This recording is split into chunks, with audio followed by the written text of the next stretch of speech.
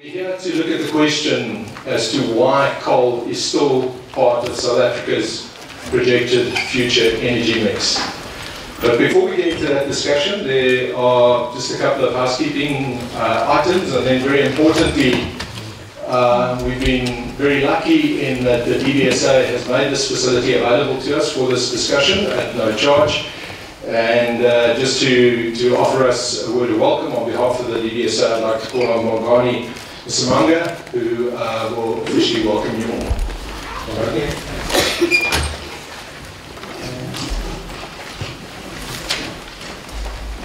Good morning, ladies and gentlemen.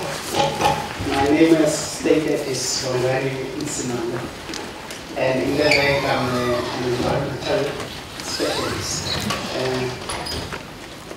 I was just told to welcome you all, and really I would like to welcome you all. As the bank, we are so delighted that you decided to come here. I think the last time you were here was about 5 years ago.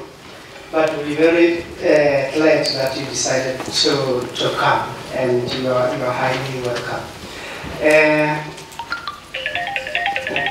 This year's symposium decided on coal as a theme and named the day "Why is Coal Still Part of South Africa's Future Energy Mix?"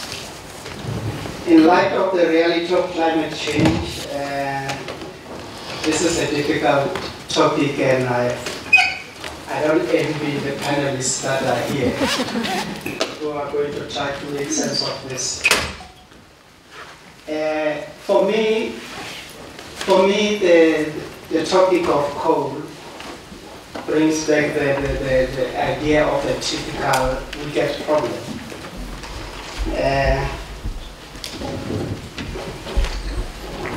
Most of you who remember what a wicked problem is, for me, I just define it as a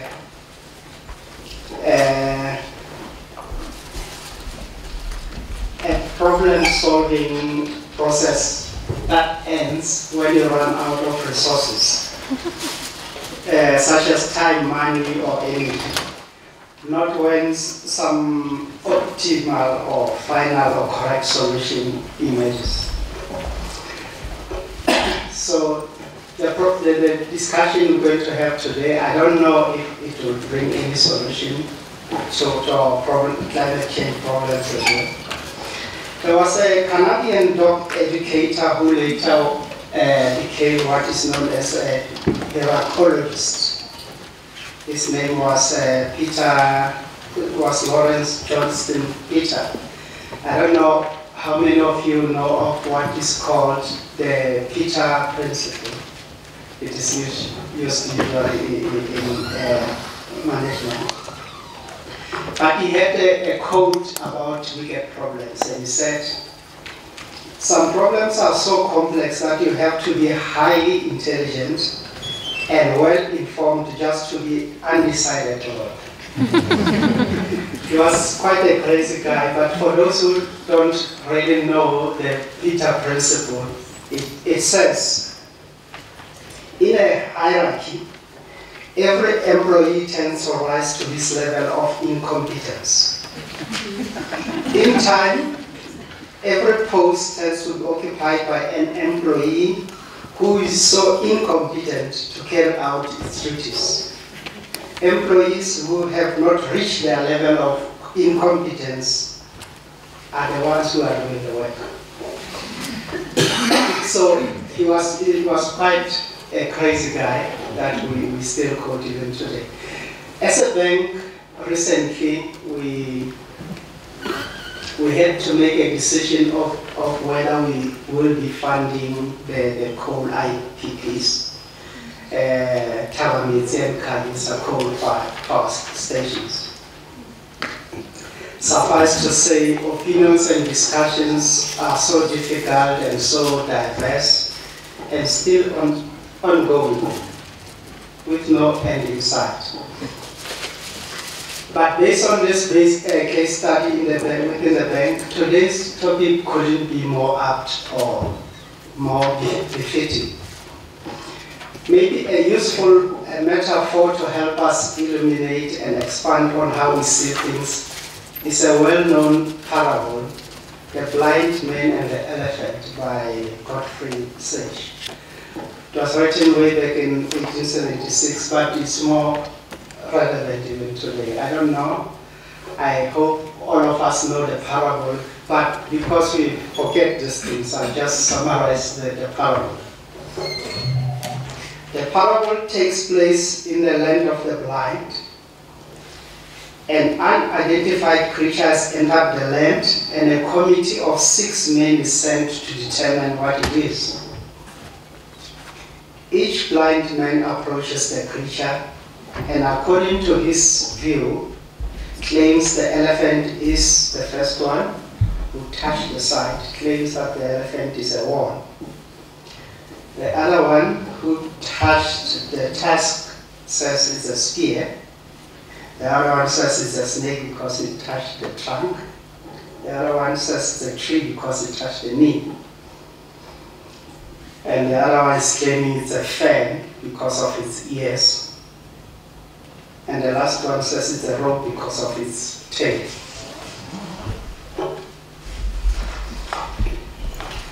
The parable shows how we see things differently and limitations, our limitations in our views.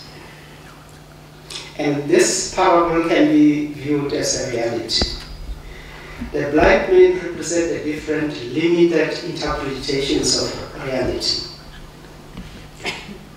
To apply the metaphor to national issues including climate change, we can think of the participants or the blind men observing the elephants as people who are sitting in this room, especially the panelists. So, in our discussion, we're going to hear different views, but maybe it will serve us well if you think about this parable and say, whatever they are saying, it's because they've touched a specific part of the elephant, and that's how they see it. And I wish you a very beautiful symposium. You're welcome.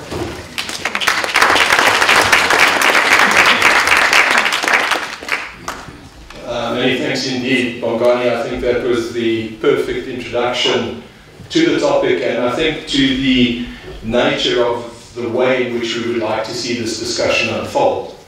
The question of the inclusion of coal in the projected future energy mix is one that we as an association view with great interest, and when we started discussing this, we realized that there are many perspectives that we don't have. We just have that one part of the elephant, and we thought what better discussion point to have in order to try and become better informed. Before we get to the actual panel discussion, in the event that we need to evacuate, the principle would be to use either of these two exits and to evacuate, and then to move towards the exit of the building and just to go out onto the car park area. That would be what would be required. We're also very pleased that we are able to live stream this particular session. So we're going to ask, please, that if you do have a comment, that you activate your microphone when you speak, just to make sure that everyone can hear, and also that it gets picked up as part of the live streaming process. And then again, just to thank the IAIAsa for making this facility available to us.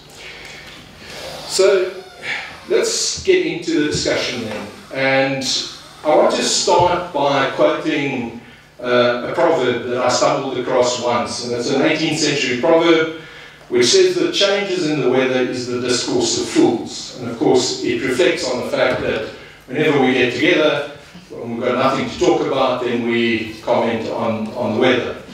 But I think it's absolutely relevant to exactly what faces us as humanity. probably the single greatest environmental threat that humanity has ever had to deal with. And we would suggest that anyone that is not in the process of discourse about changes in the weather is missing the boat. And we won't mention any names, other than just to make a reference to what Albie Sachs said at our international conference earlier this year, that there's a particular guy in America who shall remain nameless, who has some interesting views on the issue of climate change.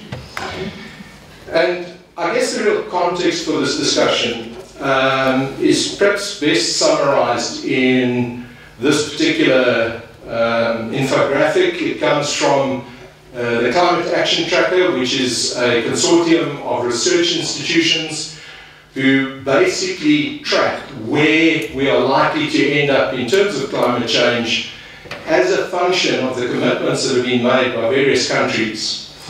And you can see the scaling there. Green is kind of okay, yellow is starting to get a bit nervous, orange perhaps a little bit more nervous.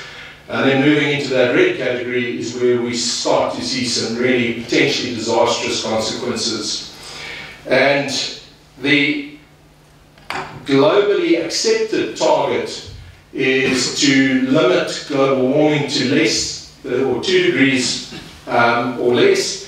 And what you see when you look at the blocks on either side, those blue blocks on either side, you see that the current policies and pledges do not get us to 2 degrees. In fact, the best that we can hope for is about 2.5 degrees.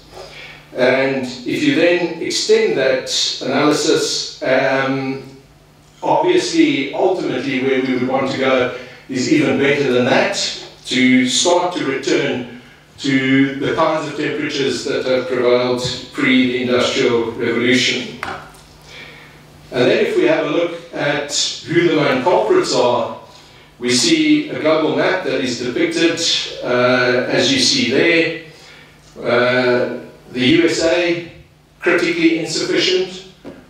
Russia, critically insufficient. And Canada, China, much of South America, highly insufficient. And that is also where South Africa finds itself as one of the largest per capita producers of greenhouse gases. So the question really derives from this context. We know there's a problem. Certainly there are the climate change deniers, but I think it's fair to say that it is generally accepted that this is the challenge we face. It is generally accepted that this is probably the greatest environmental challenge that we have had to face as humanity. So in the face of that, why is coal still in our projected future energy mix? And this is the topic that we, for which we have invited the panel that you see sitting in front of you. Now, it's very important that we view the session as one of information gathering. We know that there are people here that have very, very strong views. We welcome those views. We encourage those views. But we would ask, please, that the discussion be kept civil, that we respect one another. If you have something to throw it in that direction.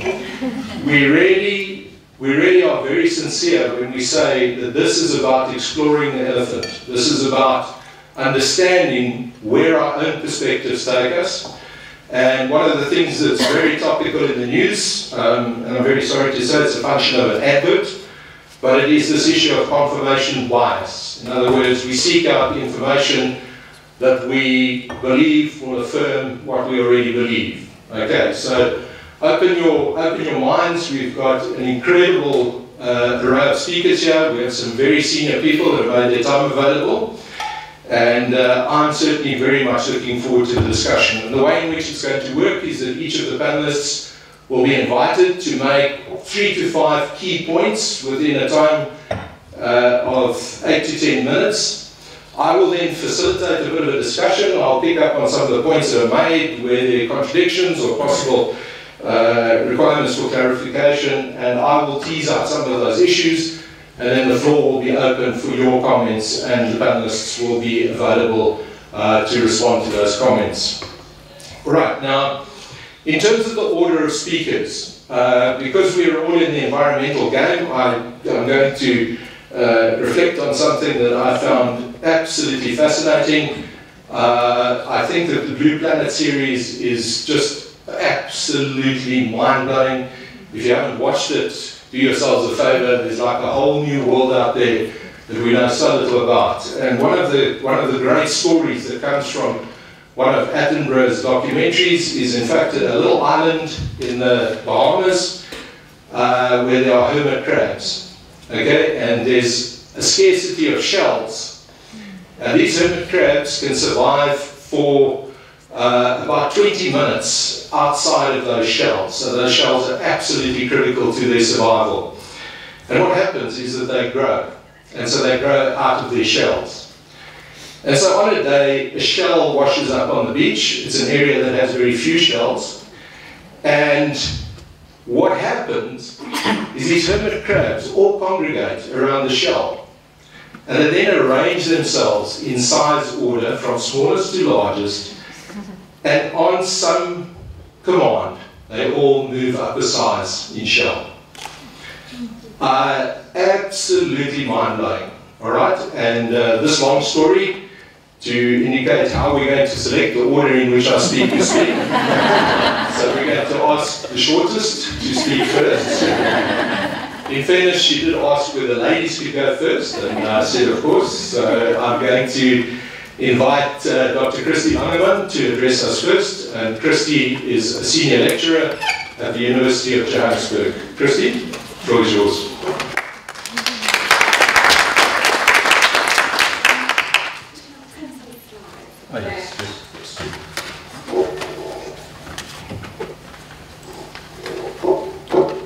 Sean, while you're putting the slides up, the hashtag is IAIAsa and also hashtag Energy Symposium for the socials. Okay, what's the hashtag? Everyone who knows what a hashtag is, IAIAsa and hashtag Energy Symposium. Thanks, Audrey. Hi everybody, thank you so much for the invitation to be here, to Sean and Dave Lucas, and to all of you for coming. So I think anyone who knows Sean knows that he is a great storyteller and he is very tactful. Because what actually happened is I took one look at all these other esteemed panel members and I thought I'd better get in first before the standard gets set too high. So I said, Sean, how can I get in first? So thank you, Sean, for letting me go first. Just to declare interest up front, I think it's important to know that I did work for Eskom for 12 years and I only recently moved back to academia. So I think my sympathies do still lie with the guy trying to put the megawatts on the grid. I think I'm, well, maybe in this audience I'm not sitting in the middle, but I have a fairly, I think, mainstream view on this. So I just wanted to share my thoughts today on where I think the crux of this debate lies and to share with you what I feel is some of the key information that should inform this debate.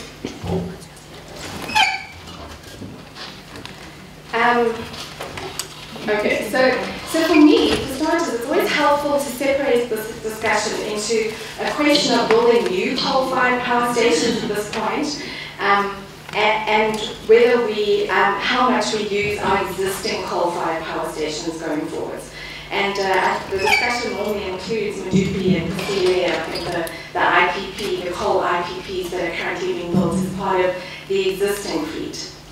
And I think they have slightly different answers. So firstly, in terms of new coal, the IRP 2017 report that was put out with a number of scenarios is really useful for me to inform this discussion about new coal.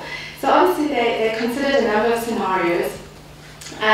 This 2017 reference case coincided mainly with what was put out in that IRP 2016.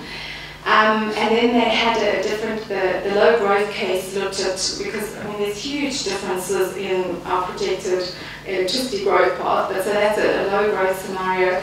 Then they had a carbon budget scenario, which is really forcing CO2 emissions to below certain levels, and then a forced nuclear scenario, which they really just said, right, we are building that amount of nuclear come what may.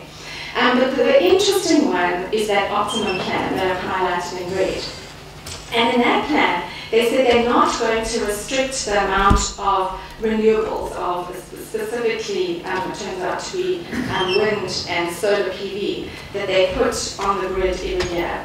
And in that scenario, it is not necessary to build any new coal, as you can see here. Rather interestingly, it's also not necessary to build any new nuclear.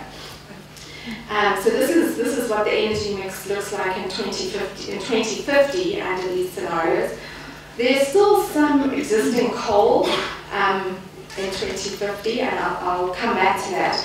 So I think what this scenario looks like is that you have base load, some from hydro, a little bit from existing coal, and then you're largely using the gas to meet the demand when the renewables aren't available.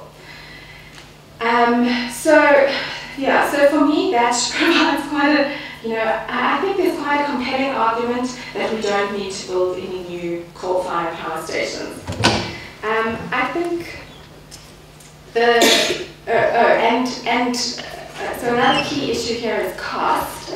So this again comes from the RP 2017 report, and it shows that optimum case with the unconstrained renewables also has the lowest tariff going forward.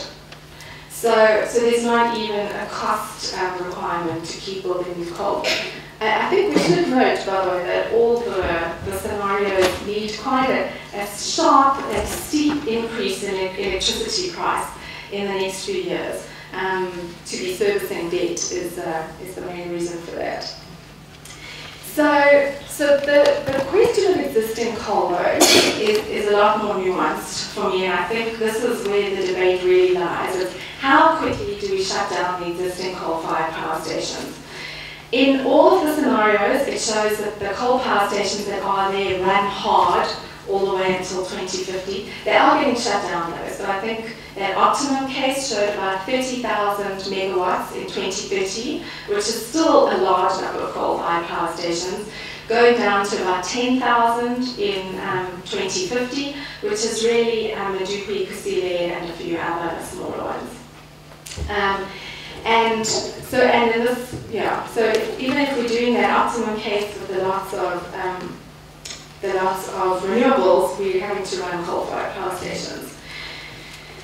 And so for me, this is not what I talk about. It's nothing new, because it's what the National Development Plan says. Is that when we talk about energy issues, we should look at the social issues, we should look at the environmental issues, and we should look at the economic issues.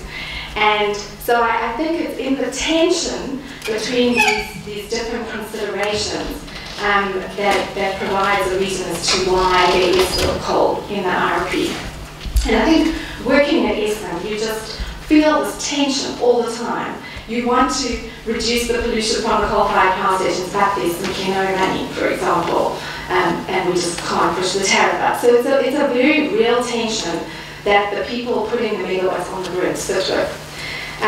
So the first consideration is environmental issues, which I think everybody in this room is very familiar with, and I don't think anybody is going to make the argument that coal is a good decision if you're considering the environment. So I think we do need to consider the people issues somewhat. So firstly, jobs are obviously a big concern. I know pro-renewable people say definitely renewables creates jobs.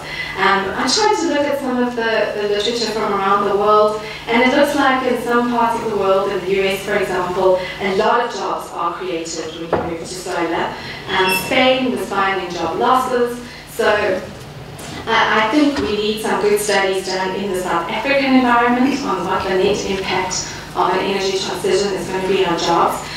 But I also think we have a very strong coal lobby, and I think we need to be sensitive to the fact that a 50-year-old coal miner is not going to get a job in renewables, and it's not just his job that's going to go, it's the town that he lives in. Towns like Creel, once the coal industry dies, Creel is going to be a ghost town. And all the teachers and the shopkeepers and the plumbers who live in those towns are no longer going to have incomes. So while that's not a compelling reason to stick with coal forever, it certainly is a consideration in the transition. How do we manage the move away from coal? And announcing tomorrow that we're turning down Creel and Natural Power Station is not the best way to manage that. But perhaps the more compelling reason to keep coal in for a while it relates to both the security of supply and then the need to keep the price down. So the only electricity worse than coal-fired electricity is no electricity, right? I mean, even I think part of our plans to adapt to climate change require having a reliable energy supply. So we have to ensure security of supply. And we have to keep the tariff affordable, which I think is a consideration for all of us in our personal capacities. It's a big consideration for growing the economy, which is vital to our country. And it's a big consideration for a lot of people in this country who may even have access to the grid, but they just can't afford to use electricity other than for basic lighting and running refrigerators. So these are the costs that were used in formulating those IRP scenarios. I'm afraid it's a bit small. I don't know if you can see it back there.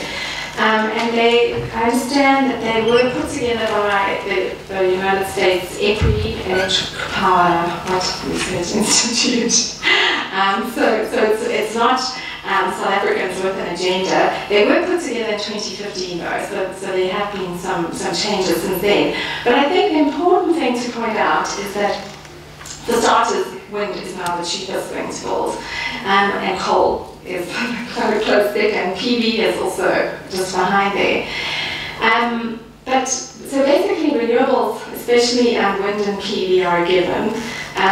And we're building them because they're cheaper than other renewables. Concentrating solar is a really nice option, but it's a lot more expensive at the moment, which is why it doesn't feature very strongly in the IRP plans. But once you've got your renewables in, then you need to bring in options to provide you with electricity when the renewables aren't working. And then you can start seeing that the price becomes a key driver. And coal and nuclear are by far the cheapest still. So the IRP is using combined cycle gas turbines to run about 20 to 40% of the time. It's using other gas on a peaking basis or just to keep the grid reliable.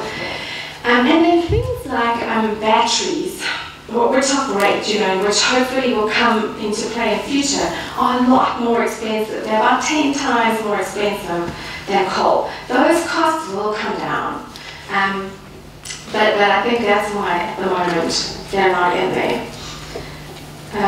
So in conclusion, I haven't said anything that disagrees with what the National Planning Commission or with what it is saying. But the National Planning Commission, I think, is very aware that this is one of the key issues in future energy planning, and this is what they've said.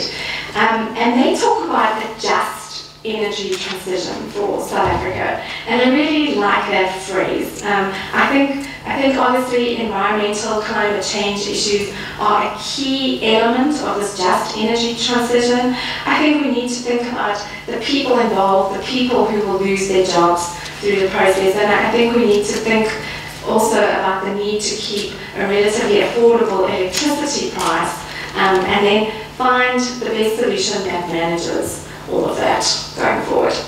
Thank you. Thanks very much.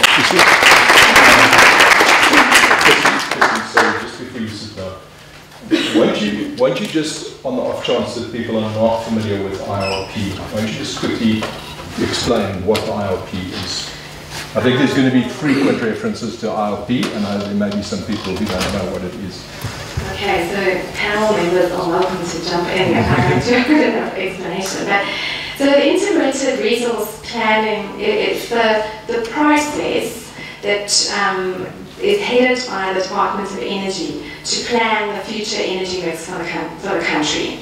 And the policy framework is supposed to be kind of led by the IEP, the Integrated Energy Plan, and then the IRP is the electricity component of the total energy plan. I think there's also going to be a liquid fuels component and one other component.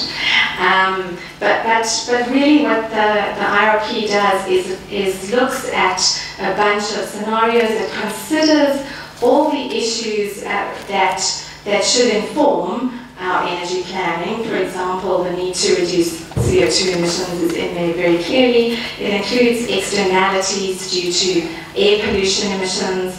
It includes obviously the prices of the technology, and then it includes the demand forecast going forward. And then they use a model to determine the optimal mix of technologies to meet the demand going forward. Would anyone like to add from the panel? I think that was a fair description. Christy, thanks again.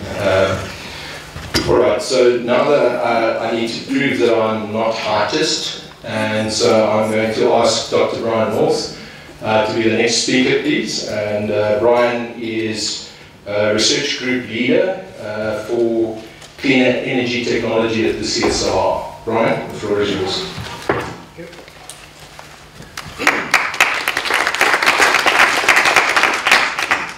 Good morning. Unfortunately, I wasn't able to put a PowerPoint presentation together for this morning. I hope I go through my own notes properly. Sorry, Brian, do you want me to put the SDGs? Yeah, please. Someone mentioned I'm from the Clean Energy Technology Group. We actually made a policy decision about 2 years ago. We used to call the Clean Coal Technology Group. Coal has become a bit of a dirty four-letter word. So we transformed ourselves to clean energy. That's actually coincided with an internal change within the CSR. We were part of the Material Science Group, and about 4 months ago we joined the Energy Research Group. So a lot of you might have seen some of the reports, the very pro-sustainability, pro-renewable energy reports. History, which you don't need to go into, coal has been a huge part of South Africa, the South African economy and the growth. It currently supplies about 90% of our electricity and 1/3 of our synfuels, or fuels in general, feeds iron and steel and a lot of small industries. But we're not here to discuss the history of coal, we're here to discuss the future, or potential future of coal. I was at a World Coal Association workshop, quite similar to this in a way, and the question there was, can coal contribute to UNIDO's sustainability goals, sustainable development goals? What was sort of decided upon is that not specifically coal, but electricity or energy supply contributes in some way to 1 and 2, no poverty, 0 hunger, contributes quite strongly to 8 and 9, work and industry and infrastructure, but coal specifically contributes quite negatively to 13, climate action, and by definition then spills over to 14, which is the oceans, and 15, life on land. Will there be life on land if we hit 4 degrees? The question, the sort of statement that was made in that meeting, which we all sort of agreed with, was that the only reason we're sitting in the room is because of 13. If coal wasn't destroying the climate, we wouldn't be in the room. Later I sort of questioned, is that true? The old adage, the Stone Age didn't finish because we ran out of stones. There's a lot better things to do with coal than burn it. If we have alternatives now, rather use the alternatives for electricity, use the coal as a hydrocarbon source, or perhaps other materials as well. That wasn't discussed at the World Coal Association meeting, but I think it does need to be discussed. As I mentioned, my past was actually clean coal technology, and we've developed a lot of fluidized bed combustion technology in particular. We had 4 or 5 plants, about 50 or 70 megawatts operating in industry. But more recently we joined the Integrated Energy Resource Centre, or Research Centre at CSR. So I'm a bit of a hybrid. My roots came from coal, but I'm working with a very pro-renewable energy group, and they're not pro-renewable for the sake of being pro-renewable. They've done studies to prove that renewables are really, really viable technologies these days. Christy talked about we need to differentiate between current coal and future coal. The current fleet has a planned closure stage. Duke and Casino will be running for the next 40, 50 years probably. The model that CSR developed actually just took the closure plan and slowly built out the coal. There'll be significant coal on the grid still until about 2030. It's only 2050 when basically Duke and Casino will still be running by themselves. That's sort of 10 gigawatts. But if we are going to run even at 10 gigawatts within Duke and Casino, what can we do to improve it? They are mildly supercritical, which means they're fairly efficient. Definitely they're not up for ultra supercritical. But then the question is, can it be improved? Not just in the efficiency. The efficiency basically then triggers lower CO2 emissions, but nitrous oxides emissions, sulfur oxides emissions, particulate emissions, so-called SOx, NOx, and ROx. How can they be reduced for the current fleet? Then the real question is, will there be significant new coal? Asked me that 2 years ago, I probably would have said yes. Right now, I would say no. Even with the World Coal Association, Billiton basically pulled out of World Coal quite recently because their stakeholders were getting quite coal nervous. I don't think South Africa itself doesn't have, ESCOM certainly doesn't have the resources to build a new power station. And I don't think we will get international funding to build a coal power station, even ultra supercritical. The IRP, if it comes out, I don't know, it's not out yet. August is getting close to an end, and I think it was promised for August. Might give some indication of whether the small IPPs, the coal belt, will go ahead, or whether there will be additional small IPPs. Personally feeling not. I also don't know what's going to happen with Tabametsi and Colenso. But if there is future coal, it's got to be significantly different from current coal. It's got to be clean, number one, ultra clean, and it's got to be flexible. It's going to have to cope with high renewable delivery onto the grid. There has been talk of fast ramping coal quite recently. I'm not sure where that's at the moment. It's not going to compete with gas in the short term. Coal is important to our economy, not just from supplying our electricity. We sell a lot of coal too. We earn about 60 billion rand a year from selling coal. In the past, an argument has been levied that in order to be able to sell that coal overseas, we have to have a local demand. We have to burn the coal here because the very good quality is exported, and the millions that's produced from upgrading that coal is then legalised in the country.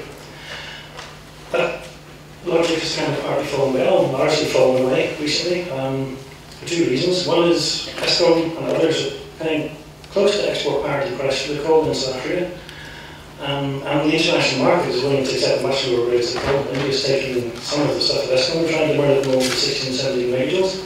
So we could probably still export coal and not burn any in-house. But asking economists about that, don't ask me.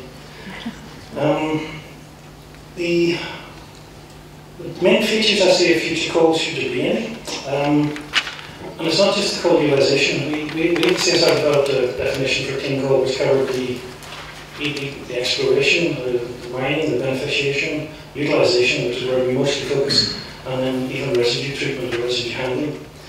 So I think we need to look at better resource extraction, better preparation methods with yields, lower environmental impact, and much lower water use. Safety. I don't know if any of you've been down a mine or a coal mine. I feel it's quite criminal to send people down there to do this, but yet they want jobs. So there's a push-pull there. We should actually be able to mechanise a lot of what we do with coal, but again, the unions, although they demand safety, also want jobs. So it's a push-pull. I say utilisation, we have to look at flexibility. It's really going to perform differently than the current fleet. It's not going to be baseload. It's going to try and fit in with the renewables may or may not supply at the time. It's got to be competitive with renewable energy, and the usual figures of about around or about 80, 90 cents per kilowatt hour from renewables. People are talking close to 42 these days. That's where the bid winners are for the REAP program. Certainly below 60 cents per kilowatt hour. Whether that is truly viable, I'm not 100% sure, but that is what people are bidding on at the moment. New build coal is talked about £1 per kilowatt hour, so the renewables are cheaper. One question I still have, even with the CSR model, and I'm not knocking the model, there's a lot of work and thought that's going into it, is the need for storage. There wasn't any particular amount of storage built into the CSR model. The gaps were filled by fast gravity such as coal, or sorry, gas, either open cycle or combined cycle gas turbines. If we do need significant storage to make that high renewable energy grid work, then it starts to get much more expensive. So I think more work needs to be done. One thing I would like to see done is to model Germany and South Australia. They've gone high RE and also high electricity prices, extremely high electricity prices. I think Germany's got the second most expensive electricity in the world. The argument is that they actually jumped into renewable energy too early. They jumped in when it was 2 rands or whatever euros per kilowatt hour. But I still would like to see that modelled. Can we predict why Germany is paying such high prices at the moment? Incidentally, Germany's CO2 emissions have not really decreased either. As I mentioned, well, can CCUS save coal? That's carbon capture, utilisation and storage. We used to talk lots about carbon capture and storage, and SENEDI, the South African National Energy Development Institute, is doing a lot of work to drill a borehole somewhere in South Africa, where they get the rats, to inject about 10,000 tonnes per year of CO2 into geological formations. A lot of people are saying it's feasible. I mean, we're putting 1 or 2 million tonnes, the Norwegians are putting about 1 million or 2 tonnes per year into Schleipner, but it's a lot of money going into basically burying something, and then there's a huge amount of money to monitor it afterwards. So if there is future coal, can carbon capture and utilisation play a role, where you actually use the CO2? One of the most fanciful parts of that is to build CO2 back up into another fuel by using transient excess renewable energy. So you create hydrogen through electrolysis and you react with the CO2 and make synfuels. At a lower level, you can actually make polymers from the CO2 as well. One thing that currently we were talking about, and even you, Sean, mentioned, what's confirmative bias?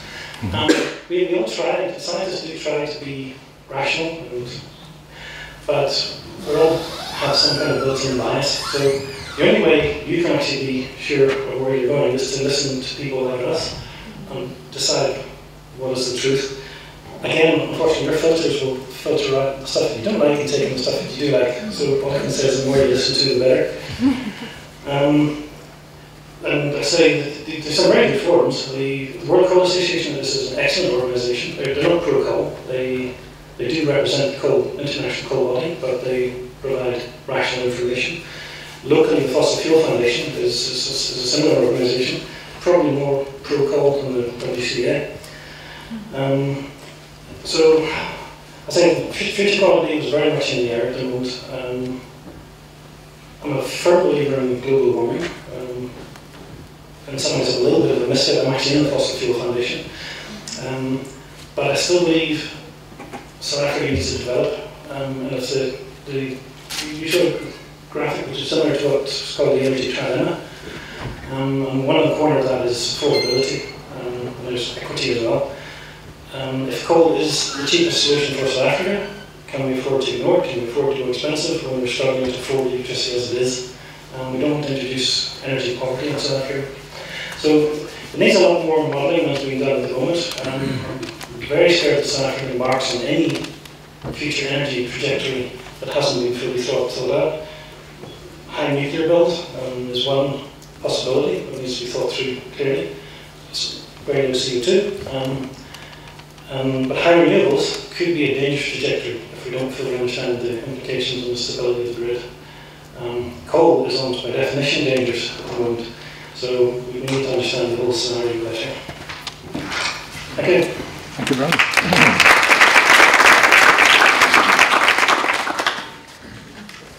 One of the things that I forgot to mention about Brian is that he was born in a little village just outside Bloemfontein in South Africa, more or less.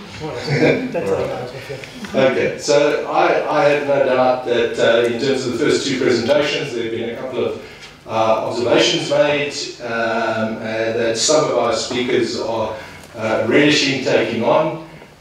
Nick, are you happy to be our next speaker? Sure. Then I'd like to welcome Nick King. I find it difficult to say Professor Nick King, but he is in fact a professor at Northwest University, and he's an independent researcher and a very big personality in terms of IAIAsa, and we're very proud to have him. So Nick, let's hear what you have to say, please.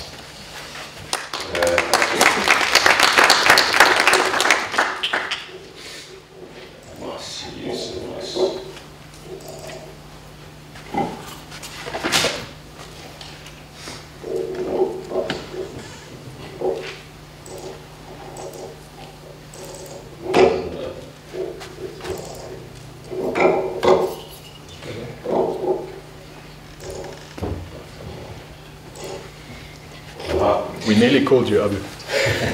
Okay, morning everybody. Yeah, lots of good stuff already. I'm going to try and take a slightly different tack in approaching this topic, which is to try and come in with a bit of a global view and then narrow down to where we are in South Africa. So the Global Economic Forum in 2017 was the first time in their report that they identified an environmental risk as being the most significant risk to society as we know it, and that was the failure of climate change mitigation and adaptation as the greatest risk, was the risk with the greatest potential to impact society as we know it. Okay, and if you go to their report, you'll see they've got whole graphs of going back over each decade, and it used to be economic issues which the World Economic Forum focused on. And in the last 5 years or so, all of the economic issues have just gone down, and all of the environmental ones have come up, from natural disasters to climate change to extreme weather events and water. And I want to come back to water. Just this summer in the Northern Hemisphere, which if anybody's been following the news, you'll know that the temperatures have been extreme. There are records everywhere, there's wildfires everywhere, there's people dying everywhere. And I know that sounds like gloom and doom, but this is the reality. And these projections of climate change being something that's going to happen in the future, these are catastrophic events for those people right now and those societies. They're costing lives, they're costing money, they're destroying infrastructure, and they're changing the way that society operates. And what's being analysed now is that we only have this short window, and I think this urgency is what we need to be addressing, is that we've got about 10 to 20 years to change policy, whereby we then change investment and infrastructure build, because that's the critical thing that we're dealing with now, is not to lock ourselves into things that are going to have a 50, 60-year life, and we can't change them. Okay, so this is the so-called Anthropocene challenge. We have this huge challenge on our hands, and it requires a shift pretty much from medieval to industrial, which took about 250 to 300 years, but we don't have that luxury of time. Okay, we've got to try and do this within the next generation, essentially. We've got less than 40 years to change all our policies, change where we put our money, and change the way that we structure society, and develop and provide energy and so on. And that timeline is done through lots and lots of research, and this is just showing that if we're going to try and meet those Paris Agreement targets, the sort of safe targets, although I would say, we're about 1 degree above historical right now, and you can see what's happening. Double up or more of that with 2 degrees, not a world I want to live in, let alone further. So we need to be doing this stuff right now if we want to get to these trajectories of decarbonisation within the next 30 to 40 years. What are we talking about an extent of change then? Well, this magnitude of change, carbon tracker, suggesting 1 coal unit will need to close every day, somewhere around the world till 2040. We're closing these stations down. And if you just look at the bottom there, the average age of the current fleet, 22 years, it's going to cause painful impairments in terms of finances, because the investments into this infrastructure are not going to be realised. Okay? But we're going to have to make these hard decisions. So, Energy Research Centre in Cape Town, citing some research, no new emitting electricity generation plant can be built from 2017 onwards for 2 degrees C scenarios. Okay? So no new coal, basically, the bottom line. Further research, they're talking about, it's not just the climate change impacts, okay? The analysis of the independent power producers, coal stations, just the 2 that are in the IRP at the moment, increases the total system build cost by approximately 20 billion, okay? And basically negates all of our current planning, policy planning on litigation, the carbon tax and everything else, because those 2 will be limited. So any investments that unnecessarily increase costs in the electricity sector should be avoided. Obviously, I think all of us would agree with that. People already cannot afford electricity. We want to find the lowest cost solution. I think, Brian, I'm not sure if you were talking about this as the CSR model when you're talking about it, but essentially 2017 least cost analysis. And you can see the figures there. An electricity mix with renewables above about 90% within that 40-year window would save us about 190 billion a year in our investment into energy infrastructure. Okay, so the least cost scenario, it's a massive, massive saving. And there's nowhere really around the world at the moment that coal is cheaper than the renewables. And of course, coal has been around for 100, 150 years. We've pretty much exhausted a lot of the technology development in coal. It's getting more expensive to mine and so on. Whereas renewables technology is really new. The costs are plummeting. I'll just show you these slides. I'm not going to go into detail because we don't have time, but everywhere they're just showing these costs are plummeting and becoming cheaper and cheaper than fossil fuel. That yellow bar at the bottom is the fossil fuel cost range, and the blue and orange lines are where renewables are in those. They're all in the lowest range compared. And of course, that's just going to keep coming down because the technology and capacity improves for the same costs and so on. Falling costs of new renewable energy, South Africa, the red line, still coming down there, as with everywhere else in the world. The first 4 bid windows in South Africa, solar photovoltaics, 75% decrease, wind, 50% decrease in cost, just over that 4 or 5 year period of those bid windows. And of course, that was in a moratorium for 2 years. Now we're starting new bid windows, and the prices have plummeted further in the interim. Mentioned batteries and battery storage. Of course, it's a technology just like renewables, and you're seeing exactly the same trend in battery costs. It's lagging just because the investment in battery and storage technology hasn't started sort of a little bit later than renewables per se, but we're seeing exactly that same trend in storage. So, you know, Bloomberg New Energy Finance, case for gas and coal is crumbling as all the costs plunge around renewables. And the latest conclusions has chilling implications for fossil fuel generators because any further investment essentially is going to lead to stranded assets. Lots of research being done. Is a wholesale transition to renewable energy possible anywhere in the world? Suggestions are that it is. Here's an international group of scientists systematically working through all the arguments. The top row is today with fossil fuel condensing power station working at about 40% efficiency compared to renewables, which would be about 100% efficiency, and so on. So not only are we getting cleaner technologies, but they're much cheaper and they're much more efficient in terms of the return on your investment into energy. Around the world, renewables are gaining a lot of momentum. A record of 98 gigawatts of new solar alone last year around the world, outstripping coal, gas, and nuclear. If we look at South Africa's potential, okay, for solar, obviously very hot, warm country, as we all know. And Brian, I think, mentioned Germany, so this comparison from DA, Peter Leakey, in fact, presented the stuff at the IAIA conference. We've got almost 2 times the solar resource of Germany, where solar PV is close to cost competitiveness, and Germany already has roughly one ESCOM in terms of capacity, that's saying 40 gigawatts. If we look at wind, it's pretty much the same sort of story compared to Germany. There's wind sites in Germany, and the coastline similar wind speeds most of South Africa, and Germany already has another ESCOM in terms of wind power. So the potential in South Africa is at least double, both in solar and wind, to generate energy from renewables. We saw in those first 4 bid windows how much renewables we were able to generate in the country. Okay, that's 8 gigawatts in the first 4 years. Very, very important when we compare that to how long it's taken to build Medupi and Kusile, and the costs, comparative costs. If we look at a country, you say, you know, but can South Africa as a developing country actually achieve these renewable technology gains in the time periods that we need them? Chile, a country very similar to South Africa in development status and so on, they decided that this was the way to go, and this is where we see what's happening in Chile in terms of renewables.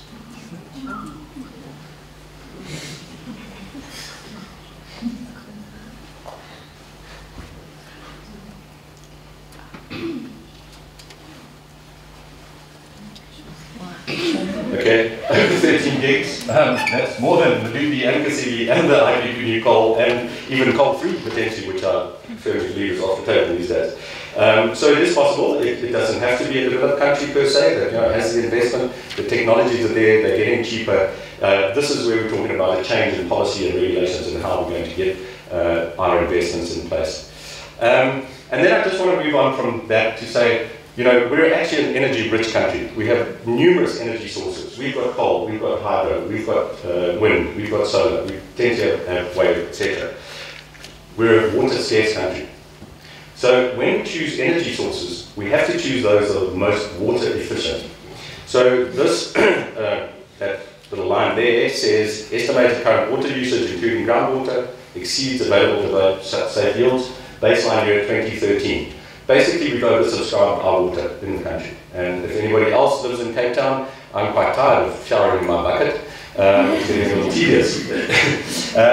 And these are the impacts that we're seeing all around the country. Anybody comes from the Eastern Cape, Kruger, and B2 municipalities have, they reckon, about 3 months worth of water left in the dams and so on. These are the realities of climate change that we're seeing. It's the impacts, not just the contribution we make as a country, but the impacts we're going to be hit with. And in our long-term adaptation scenarios, what it says, climate change impacts on South Africa likely to be felt primarily by effects on the water resources. We know that, we're a semi-arid country, okay? And significant trade-offs are likely to occur with significant social, economic, and ecological consequences through restricting the range of viable national development pathways. And that's a really critical statement coming out of those long-term adaptation strategies, because it says we have to really now make some hard decisions. What are we going to close down? Which paths are we not going to choose? And which ones are we going to choose? Because they have very serious social, economic, and ecological consequences. We already have this issue with water in South Africa, as we know, not just a lack of water, but water quality issues. And we're moving into these trajectories around the world, which is really, how do we do everything that we do as human society without water? Is it possible? Or the very minimalist use of water. We have to move to dry technologies. Never mind clean coal, we need dry technologies about everything. And we need clean use technologies. So we simply cannot afford to have technologies which either utilize unnecessarily large amounts of water or pollute water sources. And unfortunately, coal and coal mining does both of those things. We spoke about, or both previous speakers mentioned the social impacts. There is work around the world, Christy, and analysis being done where showing that the renewable sector is creating more jobs. And I mentioned about sending people down coal mines. These are not underground jobs. These are decent jobs, so-called, or better, more technical-based jobs. And yes, the example of the United States, where many people from the coal mining sector are being re-employed into the renewable sector because they have the right skills. They have the technical and engineering skills. There are so many other benefits from moving to renewables because you can move to decentralized energy provision. And once you do that, you enable people access to electricity who don't have access to electricity. And this is pretty much sort of like, telecom, the centralized utility in South Africa. 50 years ago was the way to go. No problem, and everybody waited for their landline. Who uses a landline these days? Virtually nobody. But if everybody said to you, listen, put your smartphone down, and you're going to wait for your telecom line to come. Nobody's going to want to do that, okay? Because smartphones now, you can have a telephone and communications and access to information anywhere you want. What renewables is allowing is that same sort of thing. It's decentralizing access and enabling people to live better lives. Okay, why is coal still part of our energy mix? To my mind, and all my understanding around these things, it's an outdated centralized utility energy source, pollutes water, air, and soil, contributes massively to greenhouse gases and climate change, negatively impacts human health, another social issue, and we have stats, from IFOT and so on, causes premature deaths, over 2,600, I think, the last count.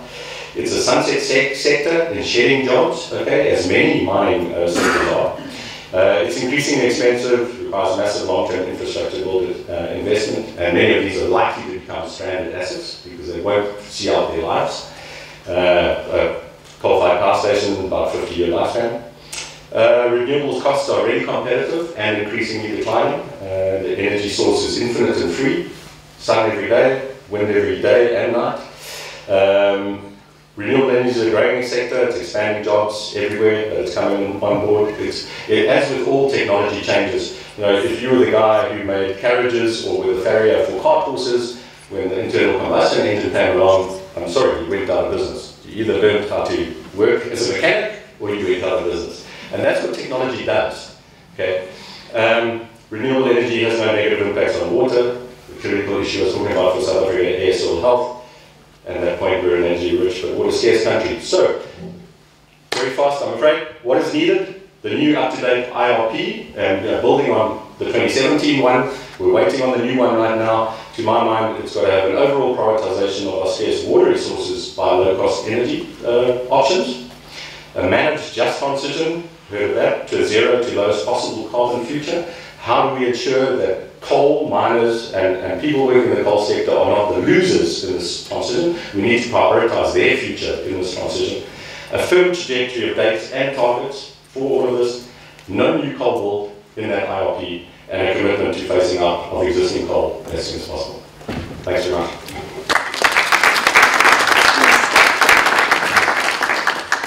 Thanks very much, Nick. I'm sure that many people in the room can relate to this principle, in that as environmental consultants, we often feel that we're the ham in the sandwich. The clients think that we're bunny huggers, and stakeholders out there say that we've sold our soul to the devil, and somehow we try and exist between those two extremes. And I think someone who feels that pressure more acutely than anyone else is Kali Fabricius. He's General Manager at Eskom, responsible for energy planning and market development, and he's the guy that's going to keep the lights on in the face of all this negative sentiment around the continued use of coal. Kali, we look forward to your presentation.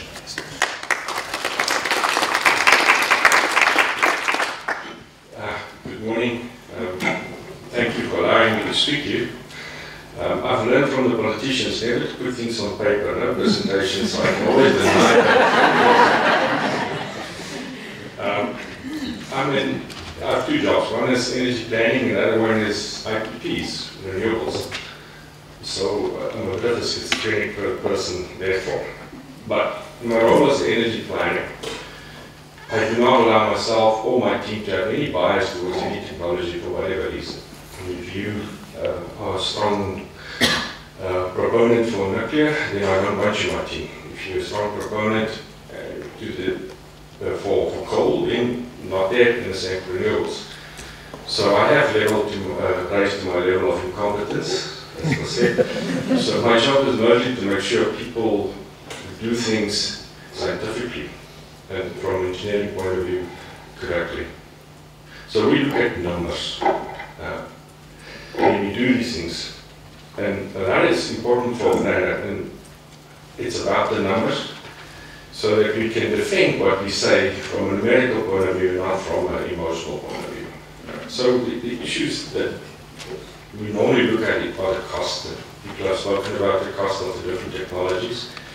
We look at the things that are often overlooked, the operating and technical characteristics of all these technologies. They're all different. They all behave differently at different times. And when you look at an electrical system, it's about seconds. You need to meet your demand and supply in cycles, less than seconds. If you don't, well, you'll be without electricity for a while until we figure out how to restore the system.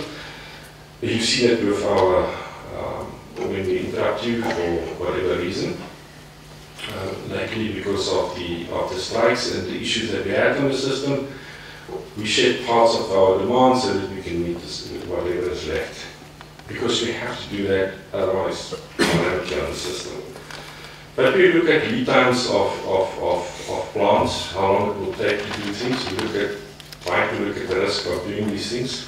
We definitely look at the environmental factors. We know what the water requirements will be, we know what the emissions will be, we know what the carbon will be in any plan that we do, and it's part of the decision making. And we also look at the suitability for the system. As I've explained, all of these things are different.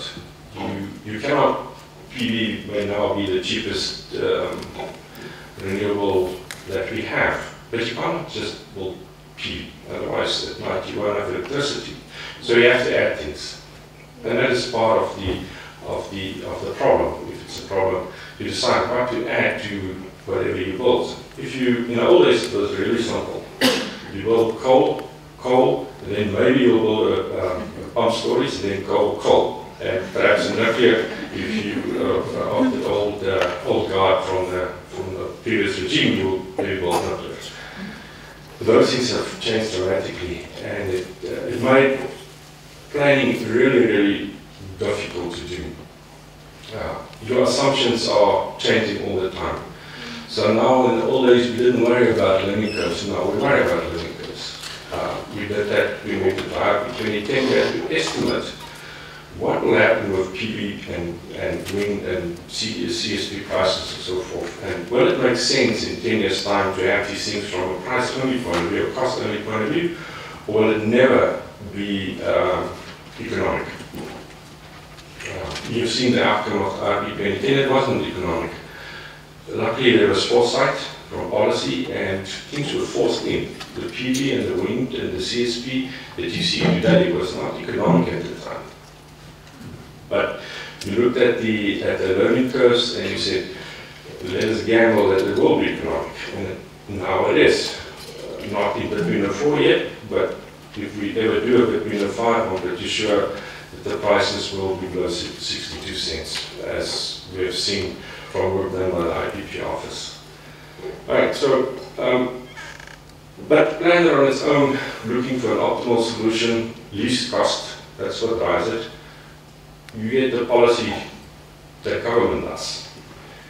And you can only hope as a planner that the policy is also informed by models, suitable models, and the correct assumptions and numbers to influence whatever an optimal solution is, to put it into a different direction perhaps.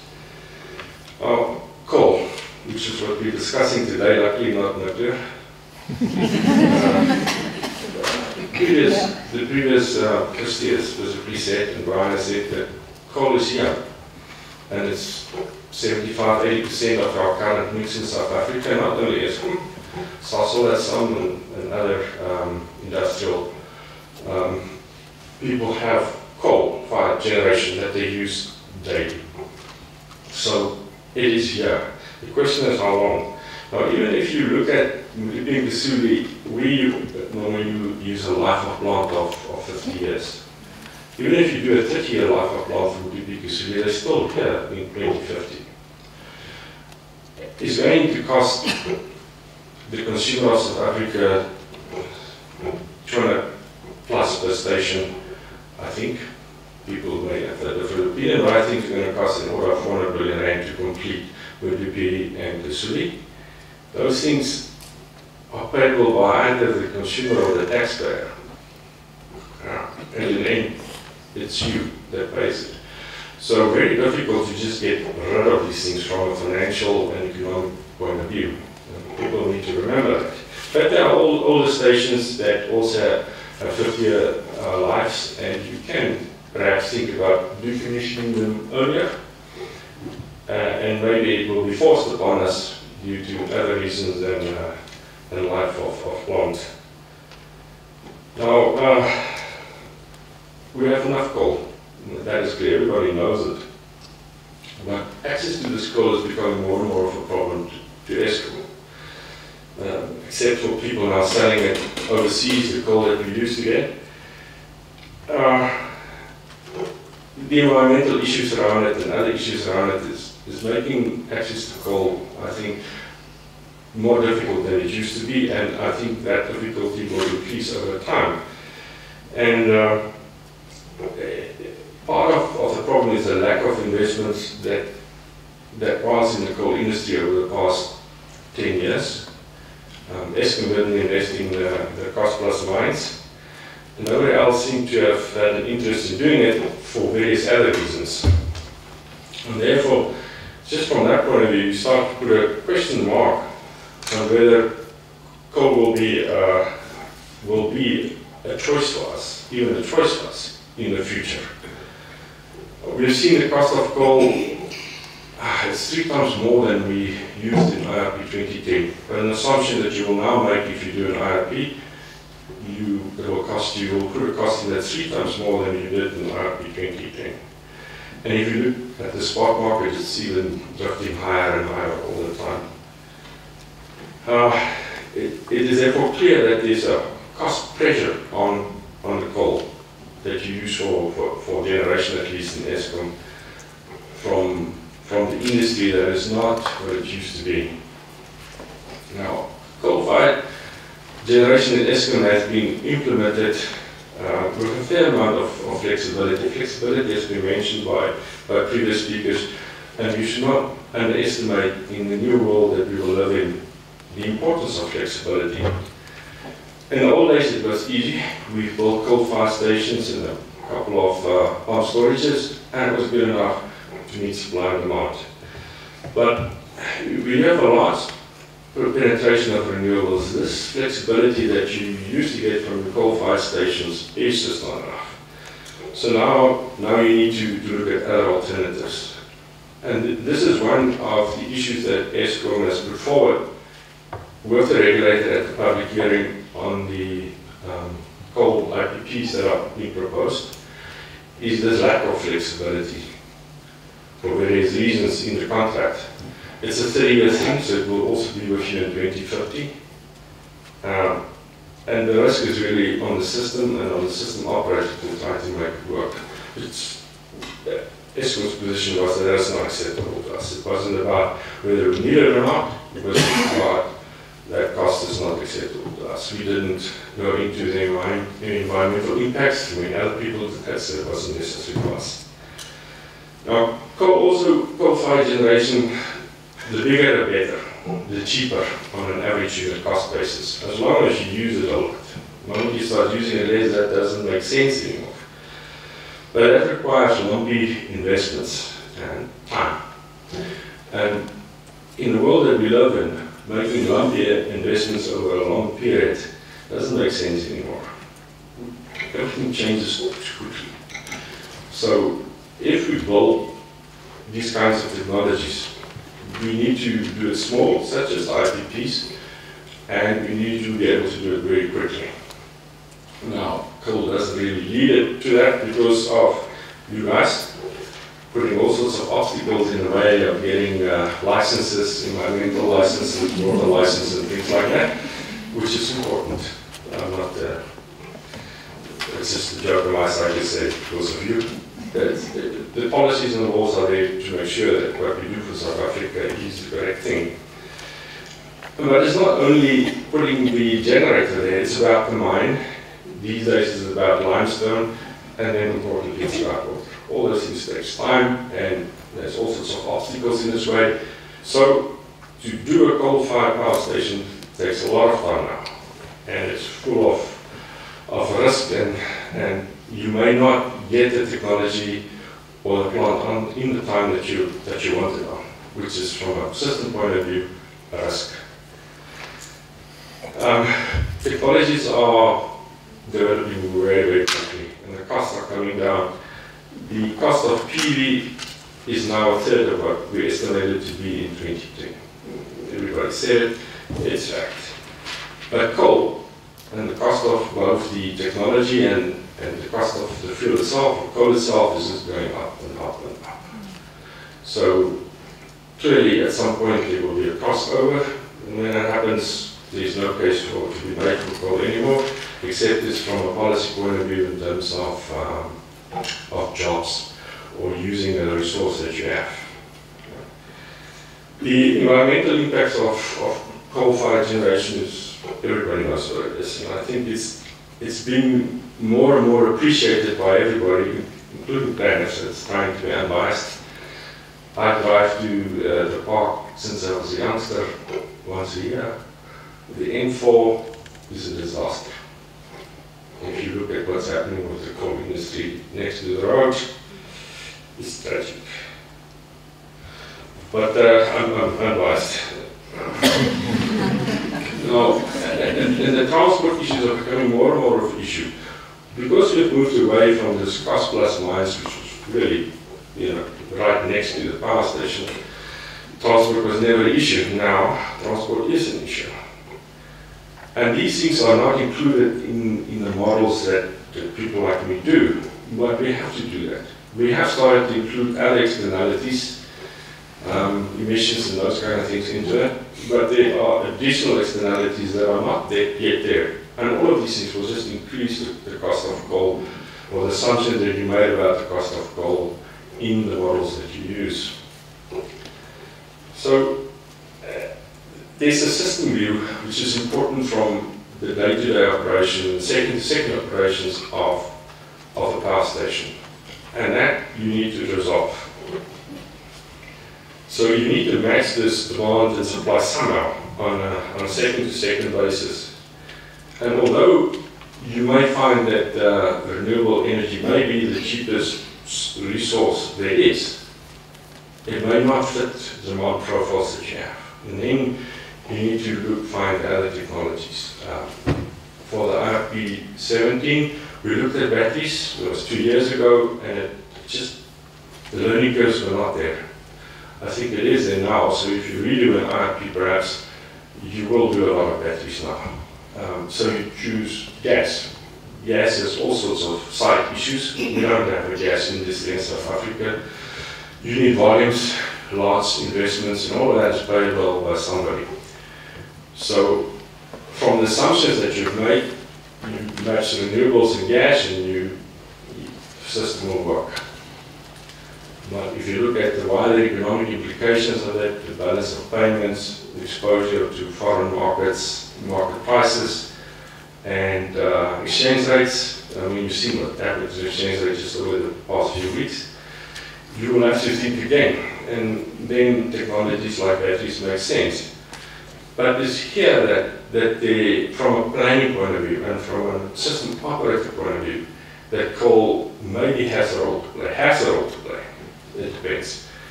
Because it's dispatchable, it's predictable. As long as it's not as old as Eskom's plant, it's very predictable. You know it's going to be there 90% of the time. A good run and operated and maintained plant should be there 90% of the time. You know when you're going to take it out on maintenance, you have a fair idea, you use some probabilistic methods and so forth to estimate when it will be an unplanned outage. And it is really predictable over the many years before 2008 at least, we had no issues of understanding the system and knowing when the plant will be out, and we always had enough reserves and so forth to cater for whatever eventuality you may have on the system. It also provides services that right now renewables are not doing. Those are, people call it ancillary services. You've probably heard about the debate whether there is enough inertia from a renewable system and so forth and so on. Coal and coal-fired stations are very, very suitable for that kind of thing. Right? So from a system operator, we will like a coal-fired plant because of all the other issues it gives you and the predictability and the dispatchability of it. But, and this is my end statement, I don't think coal will continue to have a role if they don't do a couple of things. Firstly, they need to sort out their cost. They need to clean up. Not only the technology itself, but the mining of it. They need to improve the flexibility because it's just not enough. Even the latest stations we have is just not enough. In South Africa, overseas they are getting this done, but not here. So if you don't do those things, I cannot see how coal will make it from an optimal least cost point of view into an IRP if you do it today. And I think the IRP 2017 will be called a draft one, because it's not the final one, doesn't have it. And mainly because of these reasons that I've mentioned. Thank you.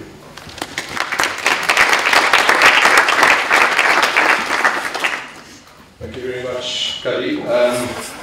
Nick scored an additional benefit in that his slide remained up during Kali's presentation. And Kali, after you said that you were putting nothing in writing, on 2 occasions the thing popped up, start recording, and I was very glad that you were not seeing that, or at least I hope you weren't seeing that. Okay. Many of you will have heard this story before, so I do apologize if you're hearing it for, Christine, I doubt you're hearing it for at least the 10th time. But I thought a wonderful reflection on the speed at which technology is changing, and Kelly spoke about that, was on an occasion I got my car serviced, and I just got a little runabout, a rental that I could use while my car was being serviced. And when my kids came home from school, they saw this new car and they said, "What's the deal?" And I explained, and they said, "Well, can we go for a spin?"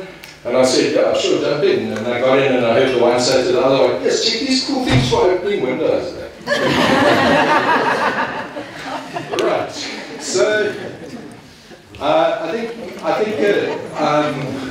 a very, very profound presentation on the challenges of keeping the lights on. And I'm now going to call on Melita Steele from Greenpeace to give us her perspectives on why coal is still part of the projected future energy mix. Melita.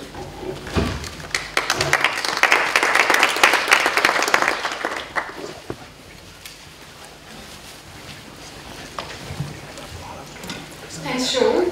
Good morning, everybody. It's a pleasure to be here today. My name is Melita Steele, and I'm the Senior Climate and Energy Campaign Manager for Greenpeace Africa. To declare my interests up front, Greenpeace Africa is an environmental campaigning organisation, and social and environmental justice is at the core of the work that we do. In South Africa, we campaign for a just transition away from coal and nuclear and towards renewable energy and energy efficiency. So no guesses as to which side of the fence I'm standing on. And I'm certainly not in the middle. I'm definitely on one side. A little bit about me. I actually began my career after finishing my Master's in Environmental Science, working for an environmental impact assessment company. It feels like a long time ago now, but I'm fully aware that generally environmental impact assessment practitioners go into this line of work because they want to create a better future. And I think that's something that we all need to remember, even as the sort of differences between activists and environmental impact assessment practitioners sort of seem to strengthen. I really do think that we can do better when it comes to environmental impact assessments in South Africa. And I hope that we will start to do better going forward. In terms of coal in South Africa, we often hear the words balance when it comes to our electricity mix. As in, we need a balance of all electricity types: coal, nuclear, gas, and renewable energy. Maybe some renewable energy, not too much renewable energy. We also hear that coal will remain part of our electricity mix for the foreseeable future, even from our Minister of Environmental Affairs, who's supposed to be protecting our environment for the future. South Africa is currently hedging its bets, if you will. That seems rational, right? It hasn't always been that way, though. Our current electricity mix is almost entirely dominated by coal.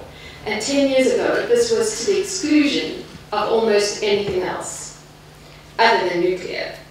You might ask how this happened, and the simple answer is abundance. South Africa had an abundance of coal reserves, which meant that coal formed the backbone of our economy for well over a century, because it was abundant, and we invested in developing it. South Africa is also one of the biggest coal exporters in the world, and the predictable outcome is that Eskom is almost entirely reliant on coal to supply electricity to South Africans. However, and it's become abundantly clear during the debate today that the perception of coal has changed. Not all electricity sources are created equal. Coal is no longer the shining star that it seemed to be during the Industrial Revolution. The cracks have truly begun to show. Particularly over the last 20 years or so, coal has been exposed for what it is: a filthy, deadly, polluting, water-hungry, expensive, and high-risk electricity source. As I said, no guesses as to which side of the fence I sit. Coal may once have been viewed as one of the cheapest fossil fuels on the global energy market, but that's only half the story. The mining and burning of coal causes misery to millions worldwide, and the hidden costs of coal are immense.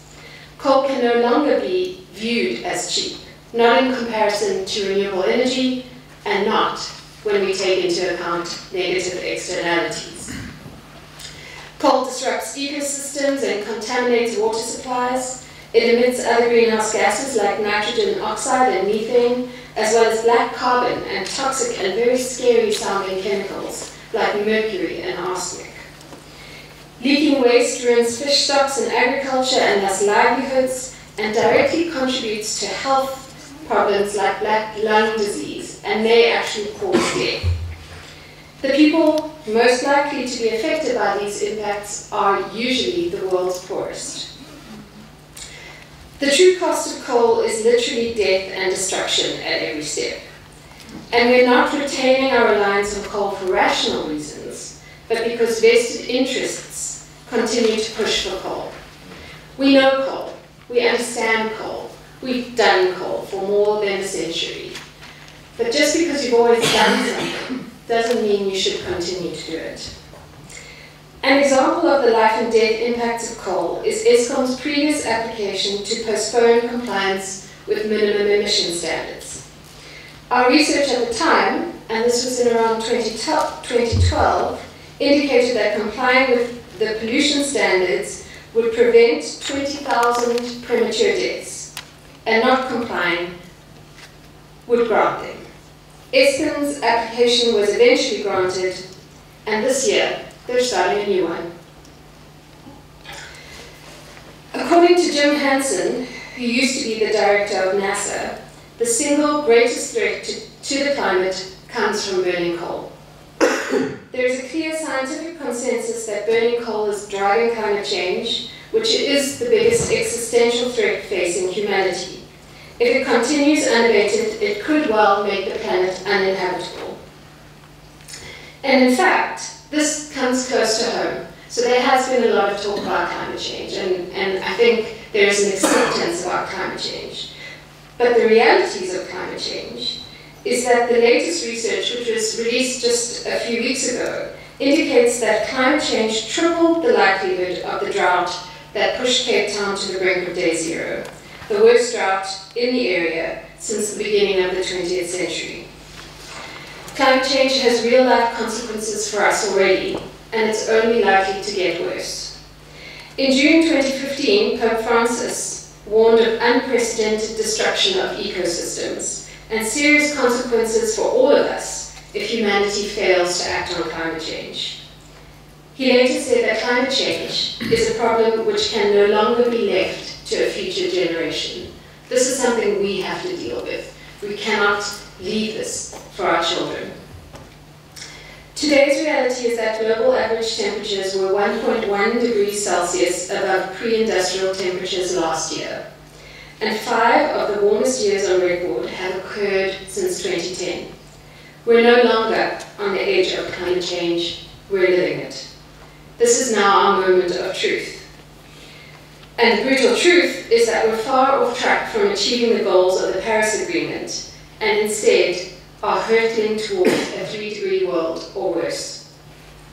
It's no longer rational to say that coal will remain part of our electricity mix for the foreseeable future, because it is literally putting our lives and the lives of our children in mortal danger. In terms of the issue of clean coal, just to be clear, Greenpeace does not believe that there's anything like clean coal.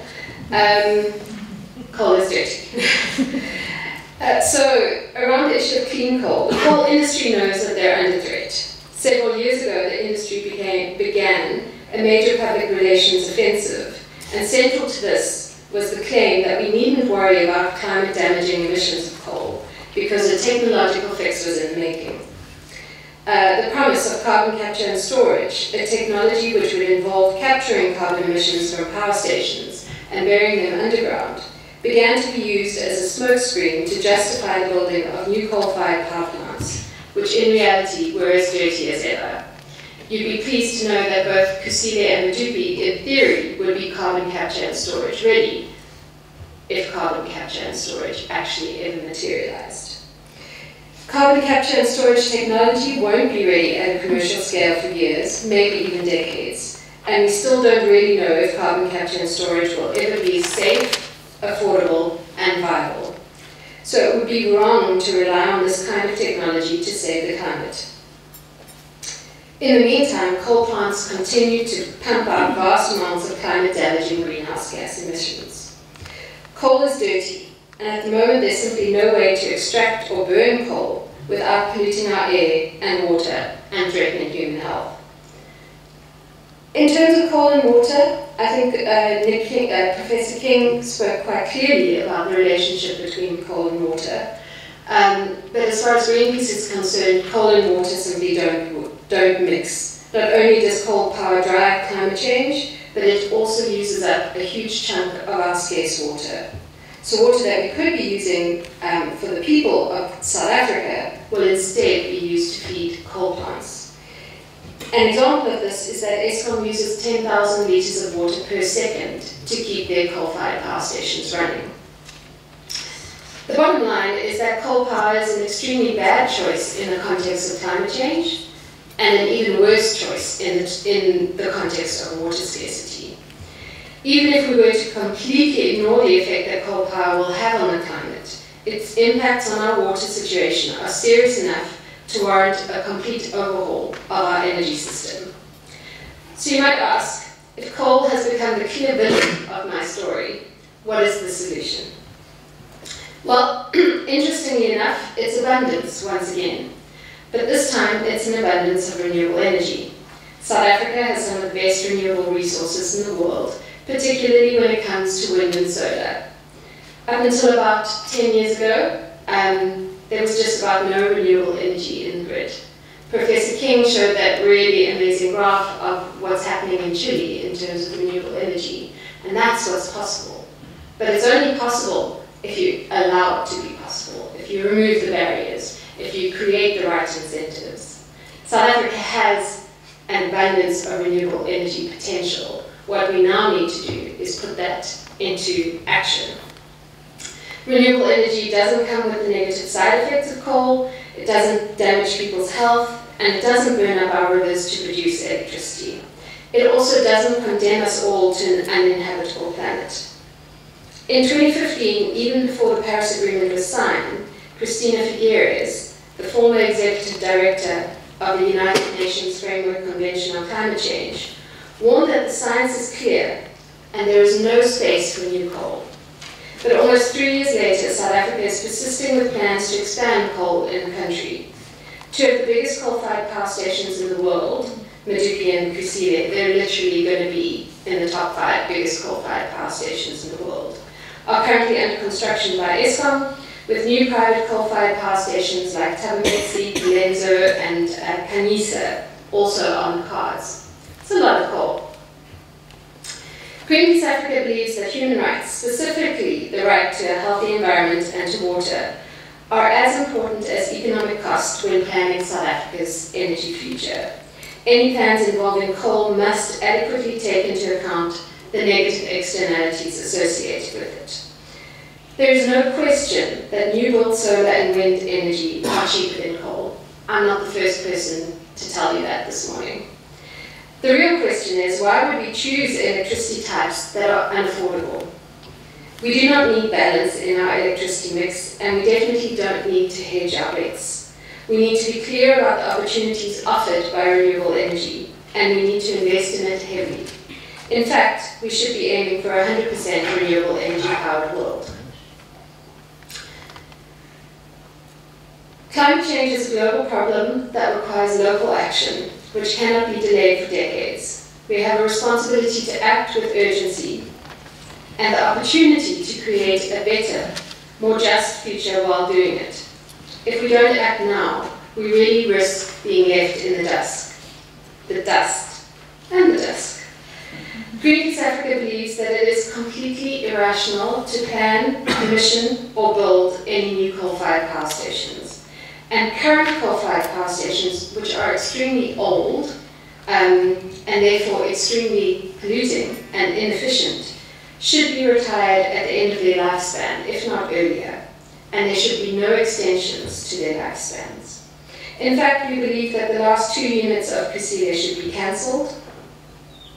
The reality is, a joke was made about the challenges that environmental impact assessment practitioners are facing in terms of court challenges. The reality is that the public opposition to coal is growing, and it's not going away. So we need to recognize that we're increasingly going to be living in a carbon-constrained world, which means that coal will no longer be part of our future, so we have to determine a better one. A different future is still possible, but now is the time to create it together, and 100% renewable energy is what we need to aim for. It can be done, and it must be done. Thank you.